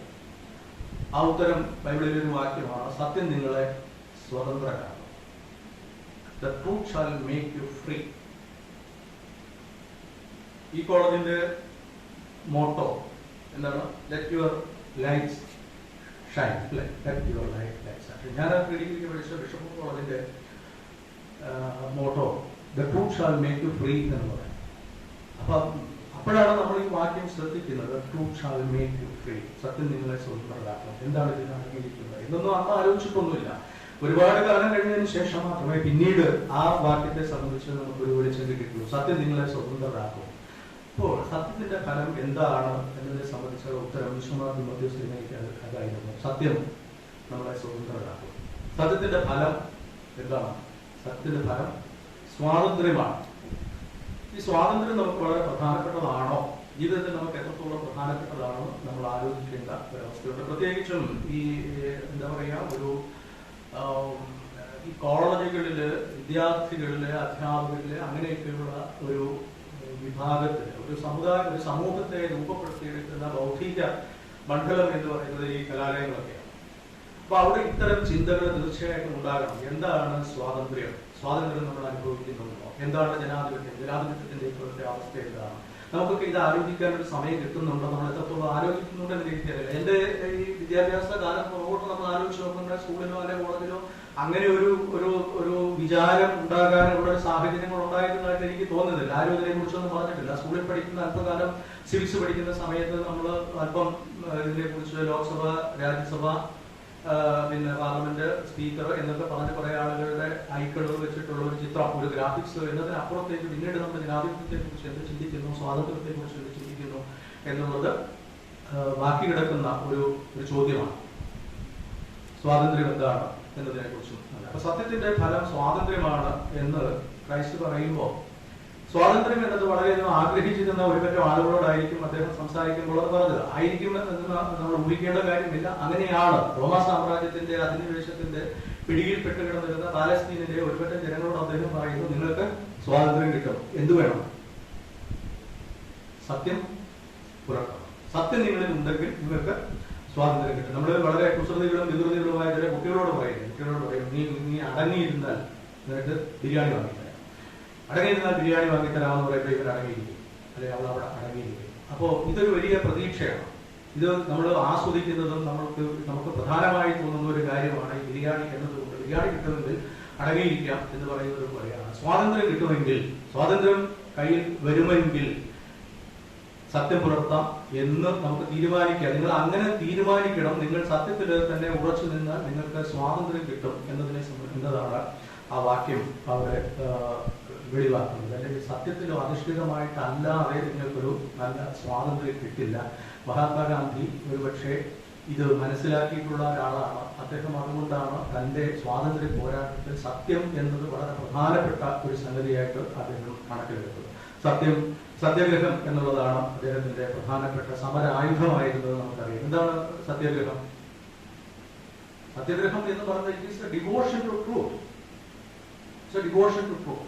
സത്യത്തെ ചേർത്ത് പിടിക്കുക, സത്യത്തോട് ചേർന്ന് നിൽക്കുക, അതിൽ തന്നെ സമർപ്പിക്കുക, അതിനപ്പുറത്തേക്ക് നിൽക്കുക. അതാണ് സത്യഗ്രഹം. സത്യഗ്രഹം അത് ഒരുപക്ഷെ ഒരു ആയുധമായി അതിനെ അടിസ്ഥാനമാക്കി നേടിയ സ്വാതന്ത്ര്യമായതുകൊണ്ടായിരിക്കണം ഒരുപക്ഷെ ഇന്ത്യയുടെ സ്വാതന്ത്ര്യം ഈ 75 വർഷം കഴിഞ്ഞിട്ടും അതിന്റെ പൊളിറ്റിക്കൽ സ്വാതന്ത്ര്യം, ബാക്കിയൊക്കെ അവിടെ നിൽക്കട്ടെ, ആ പൊളിറ്റിക്കൽ സ്വാതന്ത്ര്യത്തിൽ ഒരു ക്ഷതം തട്ടാതെ കുറെയൊക്കെ ഇങ്ങനെ നിന്നു പോകുന്നത്. നമുക്ക് ഒപ്പം സ്വാതന്ത്ര്യം നേടിയ രാജ്യങ്ങൾ, അതിനുശേഷം സ്വാതന്ത്ര്യം നേടിയ രാജ്യങ്ങൾ, ഇവിടെ നിന്നും ഇപ്പോൾ നമുക്ക് സ്വാതന്ത്ര്യത്തെ അല്ലെങ്കിൽ അതിലൂടെ ജനാധിപത്യം എന്നത് കാണാൻ സാധിക്കാത്ത ഒരു സാഹചര്യമുണ്ട്. പക്ഷെ നമുക്കിപ്പോഴും അത് നഷ്ടപ്പെട്ടിട്ടില്ല എന്നത് ഒരുപക്ഷെ അതിന്റെ വഴി, അത് വന്ന വഴിയിൽ ഈ സത്യം എന്നത് ഉണ്ടായിരുന്നതുകൊണ്ടുകൂടിയായിരിക്കും.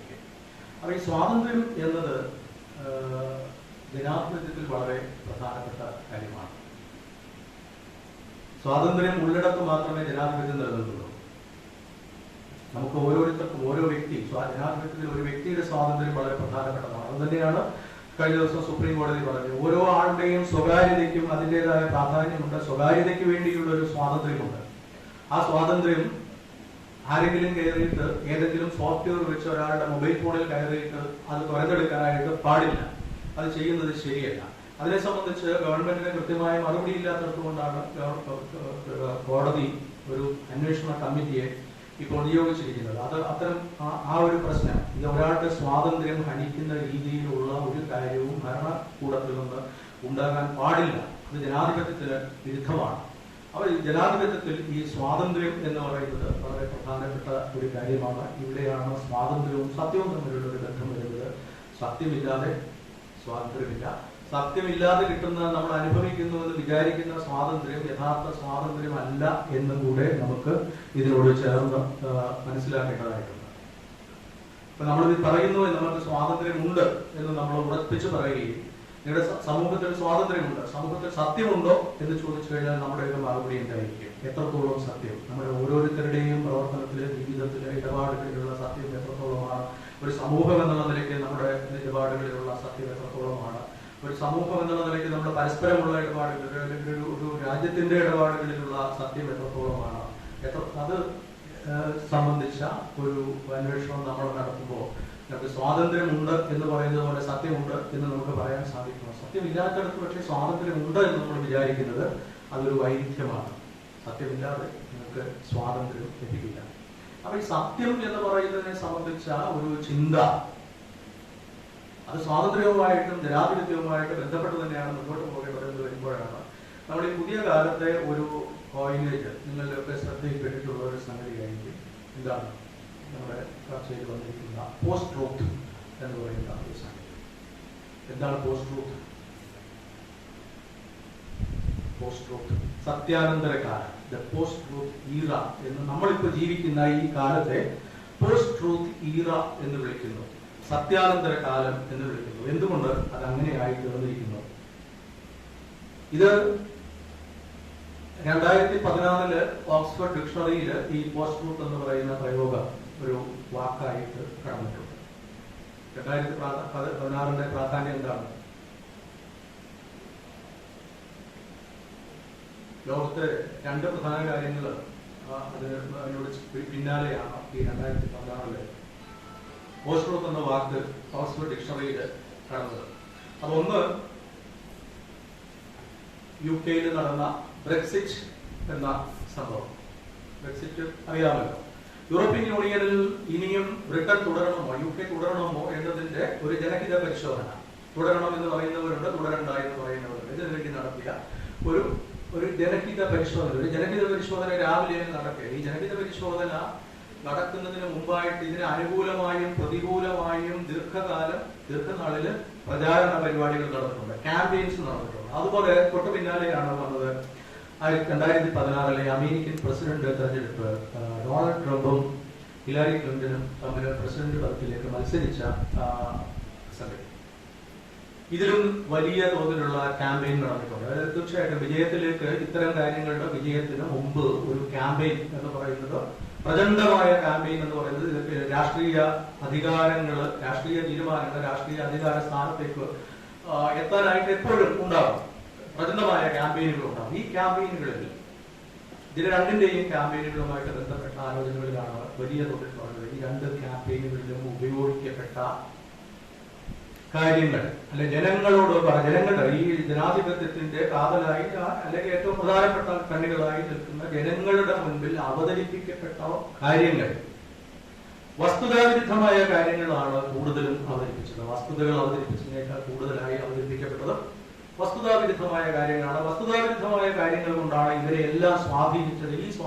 ഈ വസ്തുതാവിരുദ്ധമായ സ്വാധീനത്തിന്റെ അടിസ്ഥാനത്തിലാണ് ബ്രെക്സിറ്റ് ഇതിൽ യൂറോപ്യൻ യൂണിയനിൽ നിന്ന് ബ്രിട്ടൻ വിട്ടുപോവുക, ബ്രിട്ടൻ വിട്ടുപോവുക എന്നതിൽ എന്താണ് പ്രശ്നം എന്നതിനെ സംബന്ധിച്ച് നമ്മൾ ഇവിടെ നിന്ന് ആലോചിക്കുമ്പോൾ വളരെ വലിയ സംഗതി നമുക്ക് തോന്നില്ലെങ്കിലും ഒരു ഹേറ്റ് എന്നത് സംബന്ധമായ ഒരു വെറുപ്പ് എന്ന ഒരു ഘടകത്തെ ഊതിവീർപ്പിച്ച് പർവ്വതീകരിച്ച് എത്രത്തോളം അതിനെ ഈ ക്യാമ്പയിനുകളിലൂടെ അതിനെക്കുറിച്ച് എത്രത്തോളം സംസാരിച്ച് എത്ര പേരില് ഈ വെറുപ്പ്, മറ്റ് അവനോടുള്ള ഒരു വെറുപ്പ് എന്നത് ഊതിവീർപ്പിച്ചുകൊണ്ട് അത് വലുതായി ചിത്രീകരിച്ചുകൊണ്ട് അതിന്റെ അടിസ്ഥാനത്തിൽ ഈ തീരുമാനത്തിനുള്ള ജനങ്ങളുടെ ഒരുക്കത്തെ സ്വാധീനിച്ചത് വഴിയാണ് ബ്രെക്സിറ്റ് അങ്ങനെ വിജയിപ്പിച്ചെടുത്തത് എന്നൊന്ന്. രണ്ട്, അമേരിക്കൻ പ്രസിഡന്റ് തെരഞ്ഞെടുപ്പില് രണ്ടു പക്ഷത്തു നിന്നും ഒരുപാട് അസത്യങ്ങൾ പറഞ്ഞു. അസത്യം എന്നാണ് നമുക്ക് പറയാം, സത്യവിരുദ്ധമായ ഒരുപാട് കാര്യങ്ങൾ പറഞ്ഞു. കള്ളം എന്ന് പറഞ്ഞു കഴിഞ്ഞാൽ അത് പൊളിറ്റിക്കലി കറക്റ്റ് അല്ല എന്നൊക്കെ പറഞ്ഞു. ഇപ്പൊ വലിയൊരു പ്രശ്നം എന്താണ്, നമ്മൾ എന്ത് പറയുമ്പോഴും വളരെ ശ്രദ്ധിക്കണം. ഇപ്പൊ റെക്കോർഡ് ചെയ്യുന്നുണ്ടെന്നുള്ളത് എനിക്കൊരു പേടിയാണ്. കാരണം പൊളിറ്റിക്കലി കറക്റ്റ് അല്ലാത്ത എന്തെങ്കിലും ഒരു വാക്ക് നമ്മുടെ വായിൽ നിന്ന്, കാരണം നമ്മുടെ മുന്നിൽ ഈ പൊളിറ്റിക്കലി കറക്റ്റ് ആയിരിക്കുക എന്ന് പറയുന്ന ചിന്താഗതിയും സങ്കല്പവും വരുന്നതിന് മുമ്പ് ജീവിച്ചു തുടങ്ങിയ ആളുകൾ എന്നുള്ള നിലയ്ക്ക് നമ്മുടെ വായിൽ നിന്ന് ചിലപ്പോൾ ചില കാര്യങ്ങൾ നമ്മൾ പ്രത്യേക ദുരുദ്ദേശത്തോടെ ഒന്നും അല്ലാതെ പറയുന്ന കാര്യങ്ങൾ പോലും പൊളിറ്റിക്കലി കറക്റ്റ് അല്ലാതെ വരും. അപ്പൊ പൊളിറ്റിക്കലി കറക്റ്റ് ആയിട്ട് നമുക്ക് പറഞ്ഞാൽ സത്യവിരുദ്ധമായ കാര്യങ്ങളാണ് അവിടെയും കൂടുതലും ഉപയോഗിക്കപ്പെട്ടത്. പൊതുജനാഭിപ്രായം രൂപീകരിക്കാൻ ഉപയോഗിക്കപ്പെട്ട കാര്യങ്ങളെല്ലാം സത്യവിരുദ്ധമായ കാര്യങ്ങളായിരുന്നു. അത് രണ്ട് പക്ഷത്തു നിന്നും ഉണ്ടായി. ഒരു പക്ഷത്തു നിന്നല്ല. ഞങ്ങൾ സത്യം മാത്രമേ പറഞ്ഞിട്ടുള്ളൂ എന്ന് ആർക്കും പറയാൻ സാധിക്കില്ല. പക്ഷെ കൂടുതൽ സത്യവിരുദ്ധത പറഞ്ഞവർക്കാണ് വിജയമുണ്ടായത്. കൂടുതൽ സത്യവിരുദ്ധത പറഞ്ഞവർക്കാണ് വിജയമുണ്ടായത് എന്നുള്ളതാണ് അതിന്റെ പ്രധാനപ്പെട്ട കാര്യം. ഈ സമയത്ത് ഈ രണ്ട് സംഗതികൾ നടക്കുന്ന കാലത്താണ് പോസ്റ്റ് ട്രൂത്ത് എന്ന് പറയുന്ന സംഗതി ഒരു രാഷ്ട്രമീമാംസ പദ്ധതികളുടെ തലത്തില് ഒരുപക്ഷെ യൂണിവേഴ്സിറ്റികളില് മറ്റ് ഭൗതിക തലങ്ങളിലുള്ള ചർച്ചകളിലെല്ലാം ഈ പോസ്റ്റ് ട്രൂത്ത് എന്ന് പറയുന്ന വാക്ക് കടന്നു വരുന്ന ഒരു സംഗതി ആയതുകൊണ്ടും അപ്പോഴത്തേക്ക് അത് സംബന്ധിച്ച് ഒരു വലിയ ക്ലാരിറ്റി ലോകത്തിന് വരികയും ചെയ്തു. എന്താണ് ഈ പോസ്റ്റ് ട്രൂത്ത് എന്ന് പറയുന്നത്? അങ്ങനെയാണ് ഇത് ഈ പറയുന്ന ഡിക്ഷണറിയില്, ഓക്സ്ഫോർഡ് ഡിക്ഷണറിയിൽ ഈ പോസ്റ്റ് ട്രൂത്ത് എന്ന് പറയുന്ന സംഗതി കടന്നുകൂടിയത്. ജനാധിപത്യത്തിന്റെ തീരുമാനങ്ങളെ സ്വാധീനിക്കാൻ വസ്തുതാവിരുദ്ധമായ കാര്യങ്ങൾ ഉപയോഗിച്ചുകൊണ്ട് ആ നേട്ടം ഉണ്ടാക്കുന്ന ഒരു സാഹചര്യം. അതാണ് ശരിക്കും ഈ പോസ്റ്റ് ട്രൂത്ത് കാലത്തിന്റെ പ്രത്യേകത ആയിട്ട് നമുക്ക് കാണാൻ സാധിക്കും. പോസ്റ്റ് ട്രൂത്ത് എന്ന പ്രയോഗം പക്ഷെ വരുന്നത് ഈ 2016 1992 തന്നെ എനിക്ക് തോന്നുന്നു ഒരു സെർബിയൻ അമേരിക്കൻ എഴുത്തുകാരനും നാടകകൃത്തും ഒക്കെ ആയിരുന്ന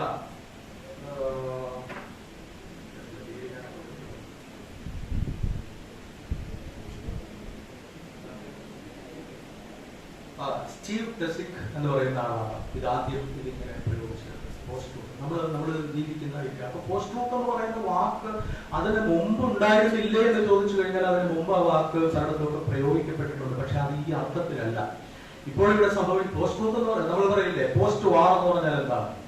പോസ്റ്റ് വാർ എന്ന് പറഞ്ഞാൽ എന്താണ്? യുദ്ധം എവിടെ വെച്ച് അവസാനിച്ചു, അല്ലെങ്കിൽ യുദ്ധം തുടങ്ങിയതിനു ശേഷമുള്ള കാലം എന്ന് മാത്രമേ ഉള്ളൂ അർത്ഥം. അപ്പൊ പോസ്റ്റ് ട്രൂത്ത് എന്ന് പറയുന്നത് ഒരു കാര്യത്തെ സംബന്ധിച്ച വിഷയത്തെ സംബന്ധിച്ച് നമ്മൾ പറയുമ്പോൾ അതിലെ സത്യം എന്താണെന്നുള്ളത് ഒരുപക്ഷെ ഒരു ഗവൺമെന്റിന്റെ തലത്തിൽ കാണുന്ന ഒരു അഴിമതിയെ സംബന്ധിച്ച് അന്വേഷണം നടത്തി പോലീസ് അതിലെ സത്യം കണ്ടുപിടിച്ചു കഴിഞ്ഞാൽ ആ സത്യം എന്താണെന്ന് എല്ലാവർക്കും മനസ്സിലാക്കി കഴിഞ്ഞാൽ അതിനുശേഷമുള്ള കാലം എന്ന അർത്ഥത്തിൽ പോസ്റ്റ് ട്രൂത്ത് എന്ന് പ്രയോഗിച്ചിട്ടുണ്ടാവാം. എങ്കിലും പിന്നീട് ഇത് പോസ്റ്റ് ട്രൂത്ത് എന്ന് പ്രയോഗിക്കുമ്പോൾ നമ്മുടെ മുന്നിലുള്ള പ്രശ്നം ഈ പോസ്റ്റ് ട്രൂത്തിന് ശേഷം സത്യമില്ല,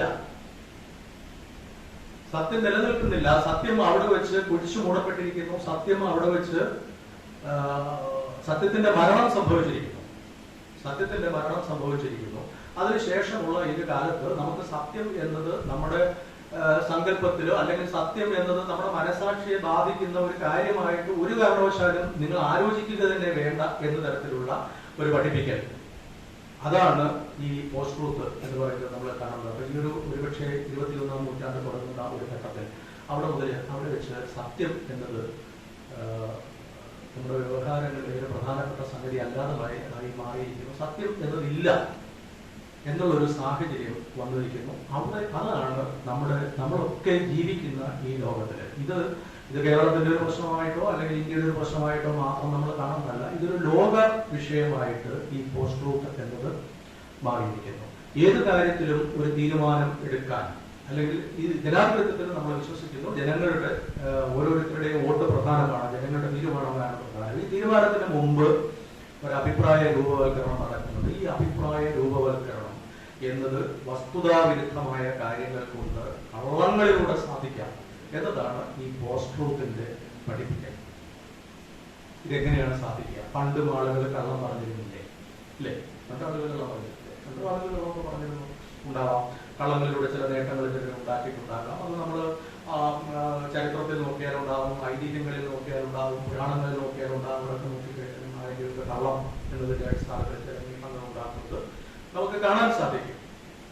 പക്ഷേ അവിടെ നിന്നൊക്കെ മാറിയിട്ട് ഇത് ഇപ്പോൾ ഈ പോസ്റ്റ് ട്രൂത്ത് എത്രത്തോളം ജനാധിപത്യ വിരുദ്ധമായി മാറുന്നു, ജനാധിപത്യത്തിന്റെ കടക്കൽ കത്തിവെക്കുന്ന ഒന്നായി മാറുന്നു. അപ്പൊ നമുക്ക് ഒരുപക്ഷെ പോസ്റ്റ് ട്രൂത്ത് എന്നത് വളരെ വ്യാപകമായി ഉപയോഗിക്കുന്നുണ്ടെങ്കിലും ആരും ഇതുവരെ ഈ പോസ്റ്റ് ട്രൂത്ത് ഈറ എന്ന് പറയുന്നത് പോലെ പോസ്റ്റ് ഡെമോക്രസി ഈറ എന്ന് പറഞ്ഞു തുടങ്ങിയിട്ടില്ല. പക്ഷെ എന്റെ സംശയം ഈ പോസ്റ്റ് ട്രൂത്ത് എന്ന് പറയുന്ന സംഗതി, പോസ്റ്റ് ട്രൂത്ത് ഈറ എന്നതിനോട് ചേർന്ന് പോസ്റ്റ് ഡെമോക്രസി ഈറ എന്നത് കൂടി സംഭവിക്കുന്നു എന്നുള്ളതാണ് പ്രധാനം. എനിക്ക് പറയാനുള്ളതിൽ ഏറ്റവും പ്രധാനപ്പെട്ട കാര്യമാണ് പോസ്റ്റ് ട്രൂത്ത് ഈറ എന്നതിനോട് ചേർന്ന് ഒരു പോസ്റ്റ് ഡെമോക്രസി ഈറ എന്നതും കൂടെ സംഭവിച്ചുകൊണ്ടിരിക്കുന്നു. അത് നമ്മുടെയൊക്കെ ശ്രദ്ധയിലുണ്ടോ? അതാണ് പ്രധാനം. ടെക്നോളജിയുടെ കാലമാണ്. ഇതിപ്പോ ഓരോരുത്തരുടെയും കയ്യിലുണ്ട്, എല്ലാവരുടെയും കയ്യിൽ ഒരു സ്മാർട്ട് ഫോൺ ഇല്ലാത്ത ആരുമില്ല. ഒരു സ്മാർട്ട് ഫോൺ കയ്യിലുള്ള ആരും ഒരു മാധ്യമ പ്രവർത്തകനും അല്ലെങ്കിൽ ഒരു മാധ്യമ പ്രവർത്തകയും മാധ്യമ ഉടമയും ആണ് എന്നാണ് പുതിയ കാലത്തെ അവസ്ഥ. നമുക്കിഷ്ടമുള്ള എന്തും അവിടെ പബ്ലിഷ് ചെയ്യാം. നമുക്കിഷ്ടമുള്ള എന്തും നമ്മുടെ കയ്യിലിരിക്കുന്ന ഈ സ്മാർട്ട് ഫോണിൽ നമുക്ക് പബ്ലിഷ് ചെയ്യാം. അതിനുള്ള പ്ലാറ്റ്ഫോമുകൾ ധാരാളമായി ഈ ഇതിൽ നമുക്ക് അവൈലബിൾ ആണ്. ടെക്നോളജികൾ നമുക്ക് അവൈലബിൾ ആക്കി തന്നിട്ടുണ്ട്.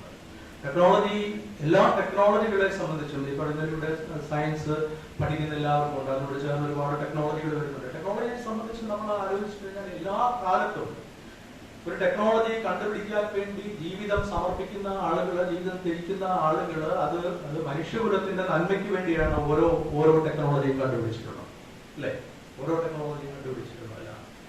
പക്ഷെ എല്ലാ ടെക്നോളജിക്കും ഉള്ളൊരു പ്രശ്നം എന്താണെന്ന് ചോദിച്ചാൽ അതിനൊരു സാധ്യതയുണ്ട്. ആ സാധ്യതയോടൊപ്പം തന്നെ എല്ലാ ടെക്നോളജിക്കും ഒരു അപസാധ്യതയുണ്ട്. റിവേഴ്സായ ഒരു കത്തി നമ്മുടെ കയ്യിൽ ഉണ്ടെങ്കിൽ കത്തി എന്ന് പറയുന്നത് ഒരു ടെക്നോളജിയാണ്. കത്തി ഒരു ടെക്നോളജി അല്ല എന്ന് നമ്മൾ വിചാരിക്കേണ്ട കാര്യമില്ല. കത്തി കണ്ടുപിടിച്ച കാലത്ത് അതറിയാം, അത് എത്ര വലിയൊരു ടെക്നോളജി ആയിരുന്നു. കത്തി ഒരു ടെക്നോളജിയാണ്. അതുകൊണ്ട് നമുക്കൊരു കപ്പ മുറിക്കാം, അതുകൊണ്ട് നമുക്ക് കഴുത്തും മുറിക്കാം. ഇതാണ് ഒരു ടെക്നോളജിയുടെ സാധ്യതയും അപസാധ്യതയും. അപ്പോൾ നമ്മൾ ആറ്റത്തിന്റെ സംയോജനവും ആറ്റത്തിന്റെ വിഭജനവും സംബന്ധിച്ച് ഫിസിക്സിൽ നടന്ന അന്വേഷണങ്ങളൊന്നും ആർക്കെങ്കിലും ദോഷം വരാൻ വേണ്ടിയുള്ളതല്ല ആയിരുന്നു സാറേ, അല്ല, ഒരിക്കലും ആയിരുന്നില്ല. അത് നന്മകൾക്ക് വേണ്ടി ചെയ്ത് കണ്ടുപിടിച്ചിരുന്ന ഒരു സാധ്യമാണ്. അത് കണ്ടുപിടിച്ചപ്പോൾ അവർക്കെല്ലാം തോന്നി ഇത് വലിയൊരു സംഗതിയാണ്, ഇത് മനുഷ്യകുലത്തിന് ഊർജത്തിന്റെ വലിയ വലിയ ആദായങ്ങൾ തുറന്നു കൊടുക്കുന്നു എന്ന് വിചാരിച്ചിട്ട് നടന്നു. പക്ഷെ നമ്മൾ ആദ്യം കണ്ടത് തന്നെ ആറ്റം ബോംബ് വീണിട്ട് ലക്ഷക്കണക്കിന് ആളുകൾ മരിക്കുന്നതാണെന്നുള്ളതാണ്. അപ്പൊ ഇതാണ് ഈ പറയുന്നത് പോലെ പുതിയ കാലത്തിന്റെ ടെക്നോളജി എന്ന് പറയുന്നത് നെറ്റ്വർക്ക് സയൻസിലും അതുപോലെ കമ്മ്യൂണിക്കേഷൻ മേഖലയിലും സംഭവിക്കുന്ന ടെക്നോളജികളാണ്. ഈ ടെക്നോളജിയാണ് ഇന്ന് ഈ പോസ്റ്റ് ട്രൂത്ത് കാലത്ത് നേരത്തെ പറഞ്ഞ വസ്തുതാവിരുദ്ധമായ സംഗതികൾ, അല്ലെങ്കിൽ വെറുപ്പിന്റെ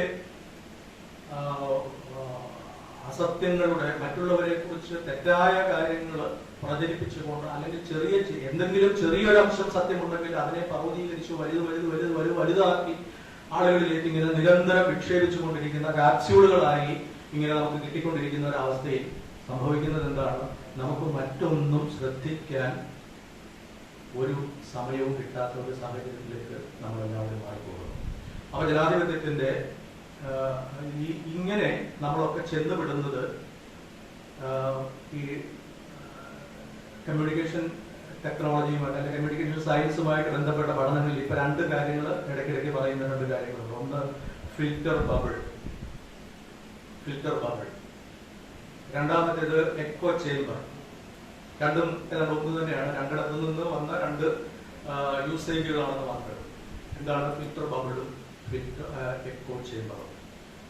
നമ്മളൊക്കെ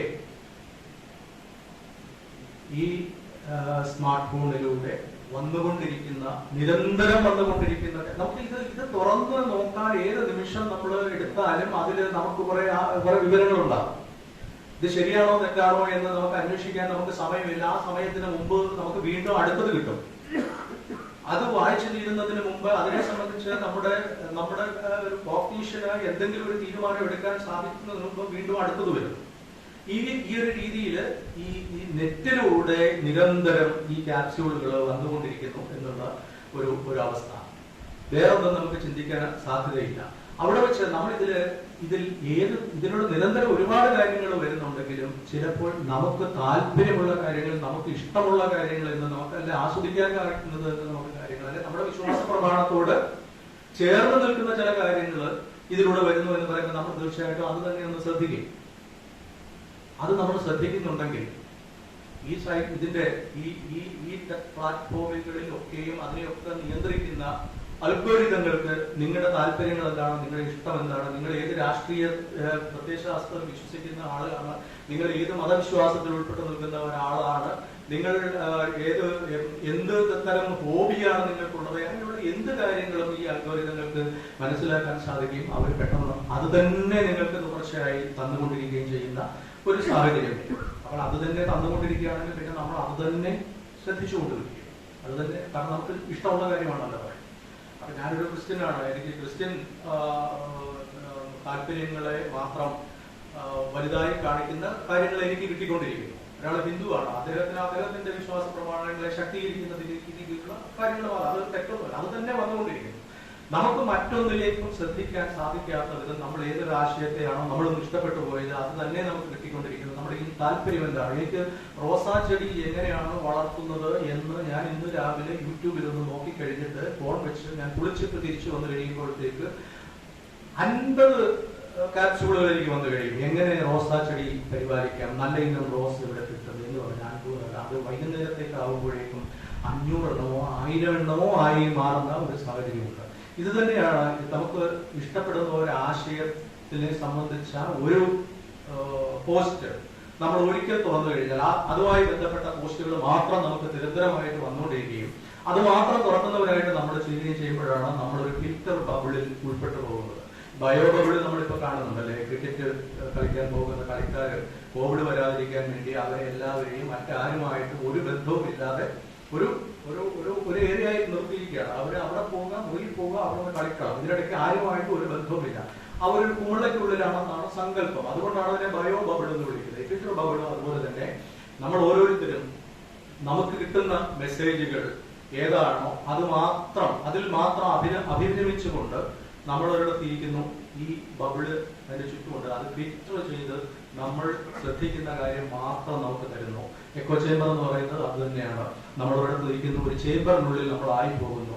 നമ്മുടെ വിശ്വാസ പ്രമാണങ്ങൾ എന്താണോ, നമ്മൾ വിശ്വസിക്കുന്ന കാര്യം എന്താണോ, നമ്മൾ ശരിയെന്ന് വിചാരിക്കുന്ന ഒരു കാര്യം തെറ്റായിരിക്കുമ്പോൾ തന്നെയും അത് ശരിയാണോ തെറ്റാണോ എന്ന് ചിന്തിക്കാൻ പോലും ഇടതരാതെ അത് നമ്മളിൽ ഉറപ്പിക്കുന്ന വീണ്ടും വീണ്ടും വീണ്ടും വീണ്ടും ആ മെസ്സേജുകൾ തന്നെ വരുന്നു. നമ്മൾ ഈ ചേംബറിനകത്ത് അതിന്റെ മാറ്റൊലി മാത്രം, അതിന്റെ എക്കോ മാത്രം തുടർച്ചയായി കേൾക്കുന്നവരായി മാറിപ്പോയിട്ട് എക്കോ ചേംബറിൽ പെട്ടുപോകുന്ന ആളുകളായും ചുറ്റുപാടുള്ള ലോകത്തിൽ എന്ത് നടക്കുന്നു എന്ന് നമുക്ക് അറിയാൻ സാധിക്കില്ല. ഇത് നമ്മൾ വളരെ ലളിതമായിട്ട് അങ്ങനെയൊക്കെ സംഭവിക്കുമോ എന്ന ഒരു വിചാരത്തിലാണെങ്കിൽ അത് ശരിയല്ല. ഇതാണ് ബ്രെക്സിറ്റിലും അമേരിക്കൻ പ്രസിഡന്റ് തെരഞ്ഞെടുപ്പിലും സംഭവിച്ചത്. ട്രൂത്ത് അല്ലാത്ത കാര്യങ്ങൾ നിരന്തരമായ ആളുകളിലേക്ക്, അത് രസമുണ്ട്, കേൾക്കാൻ രസമുണ്ട്, കാണാൻ രസമുണ്ട് എന്നതുകൊണ്ട് നമ്മൾ അത് തന്നെ വായിച്ചുകൊണ്ടിരിക്കും. അതിൽ നിന്നാണ് ഈ വെറുപ്പ് എന്ന് പറയുന്നത്, ഹെയ്റ്റ് എന്ന് പറയുന്നത് ഇത്രത്തോളം പ്രചരിപ്പിക്കുക.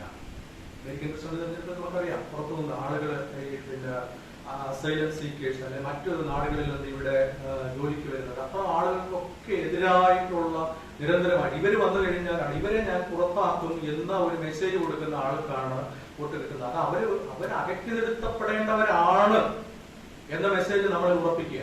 ആ ഉറപ്പിക്കലാണ് ഈ പറയുന്ന ഫിൽറ്റർ ബബിൾ എന്നതിലൂടെയും എക്കോ ചേംബർ എന്നതിലൂടെ ഒക്കെ നടന്നുകൊണ്ടിരിക്കുന്നത്. നിങ്ങൾക്ക് കിട്ടുന്നത് ഒരേ ഒരു ആശയമായിരിക്കും, ഒരേ ഒരു പ്രത്യയശാസ്ത്രത്തെ കുറിച്ച് മാത്രമായിരിക്കും നിങ്ങൾക്ക് വിവരങ്ങൾ കിട്ടിക്കൊണ്ടിരിക്കുക. ജനാധിപത്യത്തിലെ ഈ ആശയ ബഹുലത സങ്കല്പത്തിന് ഇത് എതിരാണ്. ബഹുസ്വരത എന്ന് പറയുന്നത് ഇത് അംഗീകരിക്കുന്നില്ല. നിങ്ങൾ എവിടെ നിൽക്കുന്നുവോ നിങ്ങൾക്ക് ഒരേ ഒരു കാര്യം.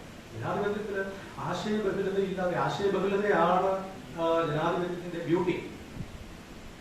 വിശ്വമാധ്യമത്തിൽ ഞാൻ പറഞ്ഞില്ല, ഒരു കാര്യം വിഷയം സംസാരിക്കാൻ എടുക്കുന്ന ഒരു തീരുമാനം വേണമെങ്കിൽ ആ തീരുമാനത്തെ കുറിച്ച് 10 കാര്യങ്ങൾ പറയാൻ, 15 കാര്യങ്ങൾ പറയാൻ 10 പേർക്കുണ്ടാവും. അപ്പൊ അത് പക്ഷെ എല്ലാം കേൾക്കുക, അവിടെ വെച്ച് തന്നെ ചർച്ചകൾ നടക്കുക, ഈ പറയുന്ന ഡിബേറ്റ് നടക്കുക എന്നതൊക്കെ പോയിട്ട് നമ്മൾ ഏതെങ്കിലും ഒരു പ്രത്യയശാസ്ത്രം മാത്രം വിശ്വസിക്കുക, അതിനെ മാത്രം നമ്മൾ സപ്പോർട്ട് ചെയ്യുക, മറ്റെല്ലാത്തിനെയും നമ്മൾ നശിപ്പിക്കാൻ പുറപ്പെടുന്ന ഒരു സംഗതിയിലൂടെ ഇപ്പൊ നമുക്കെല്ലാം അറിയാം, നമ്മുടെ എല്ലാ രാഷ്ട്രീയ പാർട്ടികൾക്കും ഉണ്ട് സൈബർ ഭടന്മാരുണ്ട്, അല്ലെ, സൈബർ സൈന്യം.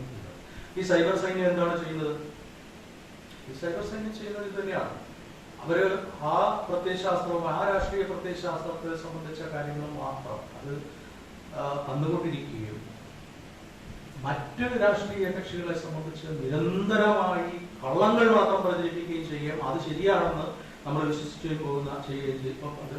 പോവുകയും ചെയ്യുന്ന ഒരു സാഹചര്യത്തിലേക്ക് നമ്മളെ തള്ളിവിടുന്നിടത്താണ് ഈ പോസ്റ്റ് ട്രൂത്ത് എന്നതിനെ സംബന്ധിച്ച അപകടം നിൽക്കുന്നത്. ഇത് ജനാധിപത്യത്തിന്റെ കടക്കൽ കത്തിവെക്കുന്ന ഒരു സംഗതിയായിട്ടാണ് മാറാൻ പോകുന്നത്. അവിടെ വെച്ചാണ് നമ്മൾ ഈ പോസ്റ്റ് ഡെമോക്രസി ഈറ എന്ന് പറയുന്നത് ഇതിനോട് ചേർന്ന് ആരംഭിച്ചു കഴിയുമ്പോൾ ഇത് ലോകത്തെല്ലായിടത്തും നമുക്ക് കാണാനായിട്ട് സാധിക്കും. അപ്പൊ ഇതുമായിട്ട് ബന്ധപ്പെട്ട ഒരുപാട് പ്രശ്നങ്ങൾ എല്ലായിടത്തും ഉണ്ടാകും. ജനാധിപത്യം സിറ്റിസൺസ് അവർക്ക് അവകാശങ്ങളൊന്നും വേണ്ട, നിന്റെ ക്ഷേമം ഞങ്ങൾ നോക്കിക്കോളാം, നിനക്ക് ഭക്ഷണം വേണോ, തരും, വസ്ത്രം വേണോ, നിനക്ക് എന്താണ് വേണ്ടത്. നമ്മൾ പല രാജ്യങ്ങളെ കുറിച്ചും പറയില്ല, അവിടെ സ്വർഗമാണോ എന്ന് പറയപ്പെടുന്ന പല രാജ്യങ്ങളെ സംബന്ധിച്ചുള്ള ഒരു പ്രശ്നം ഇതാണ്. ബേസിക് ആയിട്ടുള്ള ഫ്രീഡം എന്നത് അവിടെ ഉണ്ടാവില്ല. എന്തിനാണ് ഫ്രീഡം? ഫ്രീഡത്തിന്റെ ആവശ്യം എന്താണ്? നിനക്ക് ഭക്ഷണം കിട്ടുന്നുണ്ട്, വസ്ത്രം കിട്ടുന്നുണ്ട്, വിദ്യാഭ്യാസം വേണമെങ്കിൽ അതുകൊണ്ട് വിദ്യാഭ്യാസത്തിൽ എന്ത് ചെയ്യണമെന്നൊക്കെ ഞങ്ങൾ പറയും, അതവിടെ കിട്ടുന്നുണ്ട്.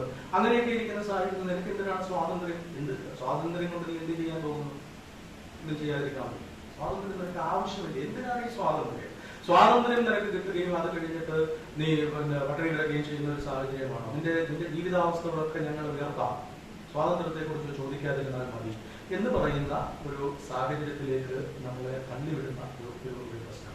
അപ്പൊ ഇതാണ് ഈ സത്യം എന്നതും സത്യാനന്തരം എന്നതും ജനാധിപത്യം എന്നതും സംബന്ധിച്ച് നമ്മളൊന്ന് കൂട്ടി യോജിപ്പിച്ച് വെക്കുമ്പോൾ ഉള്ള സംഗതി. അല്ലെങ്കിൽ നമ്മുടെ മുമ്പിൽ തെളിഞ്ഞു വരുന്ന ഒരു ഭീഷണമായ സാഹചര്യം അതാണ്. ജനാധിപത്യം നമുക്ക് ആവശ്യമുണ്ടോ? സ്വാതന്ത്ര്യം നമുക്ക് ആവശ്യമുണ്ടോ? അങ്ങനെയെങ്കിൽ അത് രണ്ടും ഉണ്ടാകണമെങ്കിൽ സത്യം എന്നത് ഭൂമുഖത്ത് ഉണ്ടാകണം എന്നത് ചിന്തിക്കുന്നു. മാത്രമല്ല ഈ സത്യം എന്ന് പറഞ്ഞാൽ അത് തന്നെ ഒരു യാഥാർത്ഥ്യമല്ല എന്ന് പറയുന്ന തരത്തിലുള്ള ആലോചനകളും ചിന്തകളും കൂടെ ഇപ്പോൾ ഉണ്ട്. ഇപ്പോ ഒരാൾ പറയുന്നു truth is not a stability, സത്യം ഒരു സ്ഥിരമായ സംഗതിയല്ല. നമ്മൾ അങ്ങനെ വിശ്വസിക്കുന്നുണ്ടോ? എന്തെങ്കിലും ഒരു സത്യം എന്ന് പറഞ്ഞാൽ അതിലൊരു യാഥാർത്ഥ്യം ഉണ്ടാവില്ലേ എന്ന് നമ്മൾ ചിന്തിക്കുന്നത് പറയുന്നു. Truth is not a stable thing. It is a judgement about what persuades us to believe a particular assertion. എല്ലാം മനസ്സിലായോ? ഒന്നും മനസ്സിലാവുന്നുണ്ടാവില്ല. മനസ്സിലാകാതിരിക്കത്തക്ക രീതിയിലുള്ള ചില ഡെഫിനിഷൻസ് ആണ് ഇതിനെ സംബന്ധിച്ച് വന്നുകൊണ്ടിരിക്കുന്നത്. ആരെങ്കിലും ഉറപ്പിച്ചു പറയുന്ന ഒരു കാര്യം അത് വിശ്വസിക്കുന്നത് സംബന്ധിച്ച് നമ്മൾ മനസ്സിലെടുക്കുന്ന ഒരു തീർപ്പ്, അത് മാത്രമാണ് സത്യം. അതല്ലാതെ വേറെ ഒരു സ്ഥിരമായ സംഗതി ഒന്നുമല്ല സത്യം എന്നത് നമ്മളെ ഈ കാലഘട്ടം നമ്മുടെ മുമ്പിൽ പഠിപ്പിക്കുന്നു. അങ്ങനെ അതാണ് സത്യം എന്ന് അതിനെക്കുറിച്ച് പറയുന്നത്. അപ്പൊ സത്യത്തിന്റെ അടിസ്ഥാനത്തിൽ നിങ്ങൾക്ക് പ്രവർത്തിക്കേണ്ട ആവശ്യമില്ല. നേട്ടങ്ങളും വിജയങ്ങളും മാത്രം ആണ് പ്രധാനം. അതാണ് നിങ്ങൾ അത് നേടിയെടുക്കാൻ നിങ്ങൾക്ക് എന്തും ആവാം. അതിന് ഈ ടെക്നോളജിയെ എത്ര ഫലപ്രദമായി ആരുപയോഗിക്കുന്നുവോ അവരുടെ പക്ഷത്തായിരിക്കും വിജയം. നിങ്ങൾക്ക് തന്നെ അത് ആലോചിച്ച് നോക്കിയാൽ മതി. എത്രത്തോളം ടെക്നോളജിയെ ഈ പറയുന്ന ടെക്നോളജിയിലൂടെ എത്രത്തോളം ക്യാമ്പയിൻ എഫക്റ്റീവായിട്ട് ആര് നടത്തുന്നുവോ, ഇത് സത്യമുണ്ടാകണമെന്ന് നിർബന്ധമില്ല, അവർക്കാണ് വിജയം. ആ ഒരു സാഹചര്യം ഇവിടെ വന്നുകൊണ്ടിരിക്കുന്നു. അത് ലോകമാകെ അത് വന്നുകൊണ്ടിരിക്കുന്നു. അതാണ് നമ്മൾ വിദ്യാർത്ഥികൾ എന്നുള്ള നിലയ്ക്ക്, അധ്യാപകർ എന്നുള്ള നിലയ്ക്ക്, കലാലയങ്ങൾ എന്നുള്ള നിലയ്ക്ക് ഇവിടൊക്കെ ഈ സത്യം എന്നതിനെ കുറിച്ചുള്ള ആലോചനകൾ ഈ തരത്തിലൂടെ നമ്മൾ തിരിച്ചുവിടേണ്ട ഒരു കാലമാണ്. നമ്മുടെ മുന്നിൽ വരുന്ന ഓരോ കാര്യവും ഇത് സത്യമാണോ എന്ന് നമ്മൾ അന്വേഷിക്കാറുണ്ടോ? അതിനെ സംബന്ധിച്ച് നമ്മുടെ കോഗ്നിഷൻ, നമ്മുടെ ഒരു ധാരണാശേഷി വെച്ച് ഈ സത്യമാകാൻ സാധ്യതയുണ്ടോ എന്ന് നമ്മൾ അന്വേഷിക്കാറുണ്ടോ? അങ്ങനെ അന്വേഷിക്കാൻ നമുക്ക് സമയം തരാത്ത വിധം വീണ്ടും വീണ്ടും ഈ അസത്യങ്ങൾ പറഞ്ഞുകൊണ്ടിരിക്കുന്ന അതാണ് ക്യാമ്പയിന്റെ വിജയം എന്ന് വരുന്ന സാധ്യത. ഇത് നമ്മൾ സത്യം എന്ന് പറയുന്നത് അവിടെ മാത്രമായിട്ട് നിൽക്കുന്നില്ല. ഈ ട്രൂത്ത് പോസ്റ്റ് ട്രൂത്ത് എന്ന് പറയുന്ന കൂടുതൽ വലിയ വായിൽ സംസാരിക്കുന്ന വിഷയങ്ങൾ മാത്രമല്ല. നമുക്കറിയാം ഈ ഒരു ഒരു ഒരു സമൂഹം, ഈ ജനാധിപത്യം എന്ന് പറയുന്നതിനെ സംബന്ധിച്ച് പറയുക അതൊരു പൊളിറ്റിക്കൽ ആയ ഒരു സംഗതി മാത്രമല്ല. രാഷ്ട്രീയമായിട്ട് നമ്മൾ ജനാധിപത്യം എന്ന് പറയുന്ന സ്വാതന്ത്ര്യമുണ്ട് എന്ന് പറയുന്നതിന് അപ്പുറത്തേക്ക് ജനാധിപത്യത്തിന് ഒരു സോഷ്യൽ മുഖമുണ്ട്, സാമൂഹികമായ ഒരു മുഖമുണ്ട്. Political ജനാധിപത്യമുണ്ട്, social ജനാധിപത്യമുണ്ട്. അത് അംബേദ്കറൊക്കെ അത് ഉറപ്പിച്ച് പറഞ്ഞിട്ടുണ്ട്. നമ്മളൊരു പൊളിറ്റിക്കൽ ജനാധിപത്യമായി, ഒരു പൊളിറ്റിക്കൽ ഡെമോക്രസിയായി ഇന്ത്യ മാറിക്കഴിയുന്നിടത്ത് വെച്ച് നമ്മളത് ഒരു സോഷ്യൽ ഡെമോക്രസി കൂടിയായി അതിനെ കൺവേർട്ട് ചെയ്യണം. അപ്പോഴേ അത് പ്രധാനമാകും. അപ്പോഴേ അത് ഈ സമൂഹത്തിന് ഗുണമുള്ളതായിട്ട്, എല്ലാവർക്കും ഗുണമുള്ളതായിട്ട് മാറുകയുള്ളൂ. അതിൽ അപ്പോഴേ സർവോദയം സാധിക്കുകയുള്ളൂ, അന്ത്യോദയം സാധിക്കുകയുള്ളൂ എന്നുള്ളതാണ് അതിന്റെ അംശം. അതിനെ സംബന്ധിച്ച ആശയം അദ്ദേഹം പറയുന്നത് അങ്ങനെയാണ്. ഈ പറയുന്ന സോഷ്യൽ ഡെമോക്രസിയിലുള്ള 3 കാര്യങ്ങളുണ്ട്. അതിലൊന്നാമത്തേത് സ്വാതന്ത്ര്യം, സമത്വം, സ്വാഹോദര്യം. ഇത് 3മാണ് ജനാധിപത്യത്തിന്റെ 3 അടിസ്ഥാന ഘടകങ്ങൾ എന്നും കൂടി അദ്ദേഹം പറഞ്ഞു വെക്കുന്നിടത്ത് നമ്മൾ സത്യം എന്ന് പറയുന്നത് ഇത് ചെറിയ കാര്യത്തിലും നമ്മൾ സത്യത്തെ കോംപ്രമൈസ് ചെയ്യുമ്പോൾ ആരുടെയെങ്കിലുമൊക്കെ സ്വാതന്ത്ര്യം നഷ്ടപ്പെടും. നമ്മൾ സത്യത്തെ കോംപ്രമൈസ് ചെയ്തുകൊണ്ട് നമ്മൾ കുറച്ച് കൂടുതൽ സ്വാതന്ത്ര്യം നേടി എന്ന് തോന്നുന്നിടത്ത് നമ്മൾ ആരുടെയൊക്കെയോ സ്വാതന്ത്ര്യം കവർന്നെടുക്കുന്ന ഒരു സാഹചര്യം കൂടി വരുന്നുണ്ട്. നമ്മൾ ശ്രദ്ധിക്കുന്നുണ്ടോ? ഈ സമൂഹം എന്ന നിലയ്ക്ക് നമ്മുടെ മൊത്തമായ അടിമത്തത്തിലേക്ക് അത് തള്ളിവിടുന്നുണ്ട്. ഒരു പാലാരിവട്ടം പാലം അത് തളർന്നു പോയെങ്കിൽ അതിന്റെ പിന്നിൽ സത്യവിരുദ്ധതയുണ്ട്, ഇല്ലേ? അതിന് പിന്നിൽ ഒരു അഴിമതി ഉണ്ടെങ്കിൽ അതിലൊരു സത്യവിരുദ്ധതയുണ്ട്. അതിന് മുമ്പേ ഒഴുകിപ്പോയ പാലങ്ങളിലൂടെ വേറെയുണ്ട്. വെള്ളിപ്പുഴ പാലമൊക്കെ അതിന് മുമ്പേ ഒഴുകിപ്പോയതാണ്. അതൊന്നും ആരും ഓർക്കുന്നു തന്നെയില്ല. അപ്പൊ അതങ്ങനെ പോകുന്നുണ്ടെങ്കിൽ അവിടെ സത്യവിരുദ്ധതയുണ്ട്. ആദിവാസികൾക്ക് വേണ്ടിയിട്ട് ഇന്ത്യ മഹാരാജ്യത്തെ സ്വാതന്ത്ര്യത്തിന് ശേഷം ചെലവഴിക്കപ്പെട്ട പണം ഇതിന്റെ കണക്കെടുത്ത് നോക്കിയാൽ കണ്ണു തള്ളി പോകുന്നതാണ്. ഒന്നും അവരിൽ എത്തിയതായിട്ട് കാണുന്നില്ല. അപ്പൊ അവരിൽ എത്തേണ്ട സംഗതികൾ അവരിൽ നിന്ന് പിടിച്ചു മാറ്റപ്പെട്ടിട്ടുണ്ടെങ്കിൽ അതില് സത്യവിരുദ്ധതയുണ്ട്. അവരുടെ സ്വാതന്ത്ര്യം ഇപ്പോഴും വളരെ അകലെയാണ്. അവരുടെ സ്വാതന്ത്ര്യം അകലെയായിരിക്കുന്നിടത്ത് വെച്ച് എങ്ങനെയാണ് നമുക്ക് സ്വാതന്ത്ര്യം ഉണ്ടെന്ന് നമുക്ക് പറയാൻ സാധിക്കുക? ഒരു സമൂഹം മൊത്തമായി സ്വാതന്ത്ര്യത്തിൽ എത്തുകയും അവരുടെ വിളക്കുകൾ പ്രകാശിക്കാൻ പാകത്തിൽ അവരെ ആക്കി തീർക്കുകയും ചെയ്യാൻ നമുക്ക് സാധിക്കുന്നില്ലെങ്കിൽ മൊത്തമായി നമ്മൾ വീണ്ടും ഒരു താഴെ നിൽക്കുന്ന ഒരവസ്ഥയിലേക്ക് ആരുടെയോ അടിമകളായി ചുറ്റുമുള്ള കുറെ ആളുകളെ അസ്വാതന്ത്ര്യത്തിലും പാരതന്ത്ര്യത്തിലും ഇട്ടുകൊണ്ട് നമുക്ക് മുന്നോട്ട് പോകാനായിട്ട് സാധിക്കില്ല. നമ്മുടെ നേട്ടങ്ങൾ കൊണ്ട് അസത്യത്തെ നമ്മൾ ആയുധമാക്കിക്കൊണ്ട് അല്ലെങ്കിൽ സത്യത്തെ കോംപ്രമൈസ് ചെയ്തുകൊണ്ട് നമ്മൾ നേടുന്ന നേട്ടങ്ങൾ അത് അന്തിമമായി നമുക്ക് പ്രയോജനപ്പെടുക. നമ്മുടെ ചുറ്റുപാട് നമ്മുടെ വേണ്ടി ഒരു ഈ ഗ്രാമീണ വികസനം എന്നതിനെ സംബന്ധിച്ച് അദ്ദേഹത്തിന്റെ യേശുമാർത്തിമോസിന്റെ കാഴ്ചപ്പാടില് ഉറപ്പായിട്ടും ഇവിടം അതിനപ്പുറമുള്ള ഗ്രാമമല്ല നഗരമോ അല്ലെ സിറ്റികൾ അങ്ങനെയുള്ള ഇടങ്ങൾക്ക് സമാനമായിട്ട് ഇവിടം കൂടെ ഉയർന്നു വരുമ്പോഴാണ് ഇവരുടെ ഇമാൻസിപ്പേഷൻ സംഭവിക്കുന്നത് എന്ന് അദ്ദേഹം സങ്കല്പിച്ചിട്ടുണ്ട്. അപ്പോൾ നമ്മൾ പലപ്പോഴും കാണാൻ കഴിയുന്നത് നമ്മൾ ഇത് ഞാൻ പറഞ്ഞത് ഒരു ചെറിയ അഴിമതി ഇതാണ്. വിദ്യാർത്ഥികളൊക്കെ ആദ്യം തന്നെ നമ്മൾ തീരുമാനിക്കേണ്ടത് ഏതാണ്? ജീവിതത്തിലെ സത്യം എന്ന് പറയുന്നത് നമ്മൾ ഒരു പദവിയിൽ ഒരാൾ എപ്പോഴെങ്കിലും എത്തിക്കഴിഞ്ഞാൽ അതിനൊരു SOP ഉണ്ടാവും, അല്ലെ? എന്താണ് അയാൾ ചെയ്യേണ്ടത് എന്നതിനെ സംബന്ധിച്ച് കൃത്യമായ ഒരു ധാരണയുണ്ട്.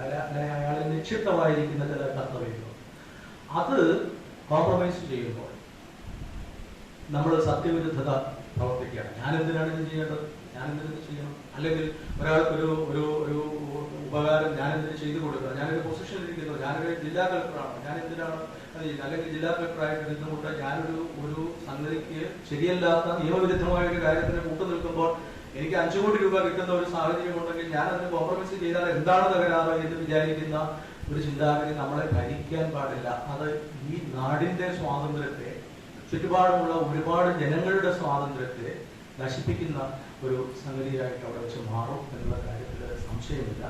അവിടെ വെച്ച് നമ്മുടെ ജനാധിപത്യം തകർന്നു പോകും. ജനാധിപത്യം തകർന്നു പോകുന്നിടത്ത് വെച്ച് നമ്മൾ ഉറപ്പായിട്ടും ആരുടെയെങ്കിലും അടിമയായി മാറുകയും ചെയ്യും. അത് നമുക്ക് തിരിച്ചറിയാൻ സാധിക്കാത്ത ഒരവസ്ഥയിലായിരിക്കും ആ അടിമത്വം നമ്മളെ പൊടിയുന്നത് എന്നുള്ള കാര്യത്തിൽ സംശയമില്ല. ഇപ്പോൾ ഇത്രയും കാര്യമാണ് എനിക്ക് നിങ്ങളോട് പങ്കുവയ്ക്കാനായിട്ടുള്ളത്. Truth, post truth and democracy.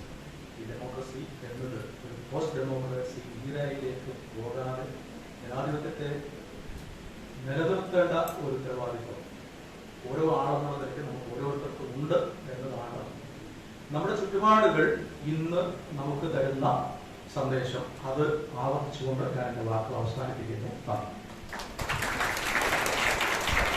Thank you so much, Vishwa sir, for sharing your valuable time with us.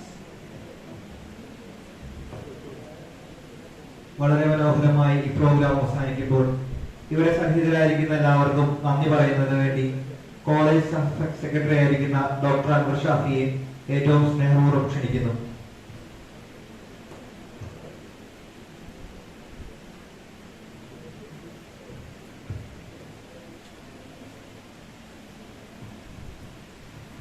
College principal ബഹുമാനായ doctor Rajeev sir,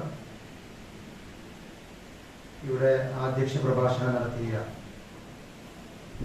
Saju John, അച്ഛൻ തിരുമേനിയുടെ മെമ്മോറിയൽ അനുസ്മരണ പ്രഭാഷണം നടത്തിയ നമ്മുടെ ബർസ,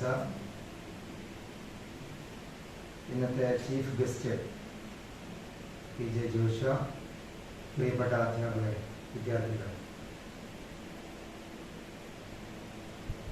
നമ്മുടെയൊക്കെ വിജയത്തിനും നമ്മുടെയൊക്കെ ജീവിതത്തിൻ്റെ വഴികാട്ടിയുമായി ഒരുപാട് കാലം മുമ്പ് ജീവിച്ച് പോയ ഒരു മഹാമനീഷിയെ കുറിച്ചാണ് നമ്മളിവിടെ ഓർത്തെടുത്തിട്ടുള്ളത്.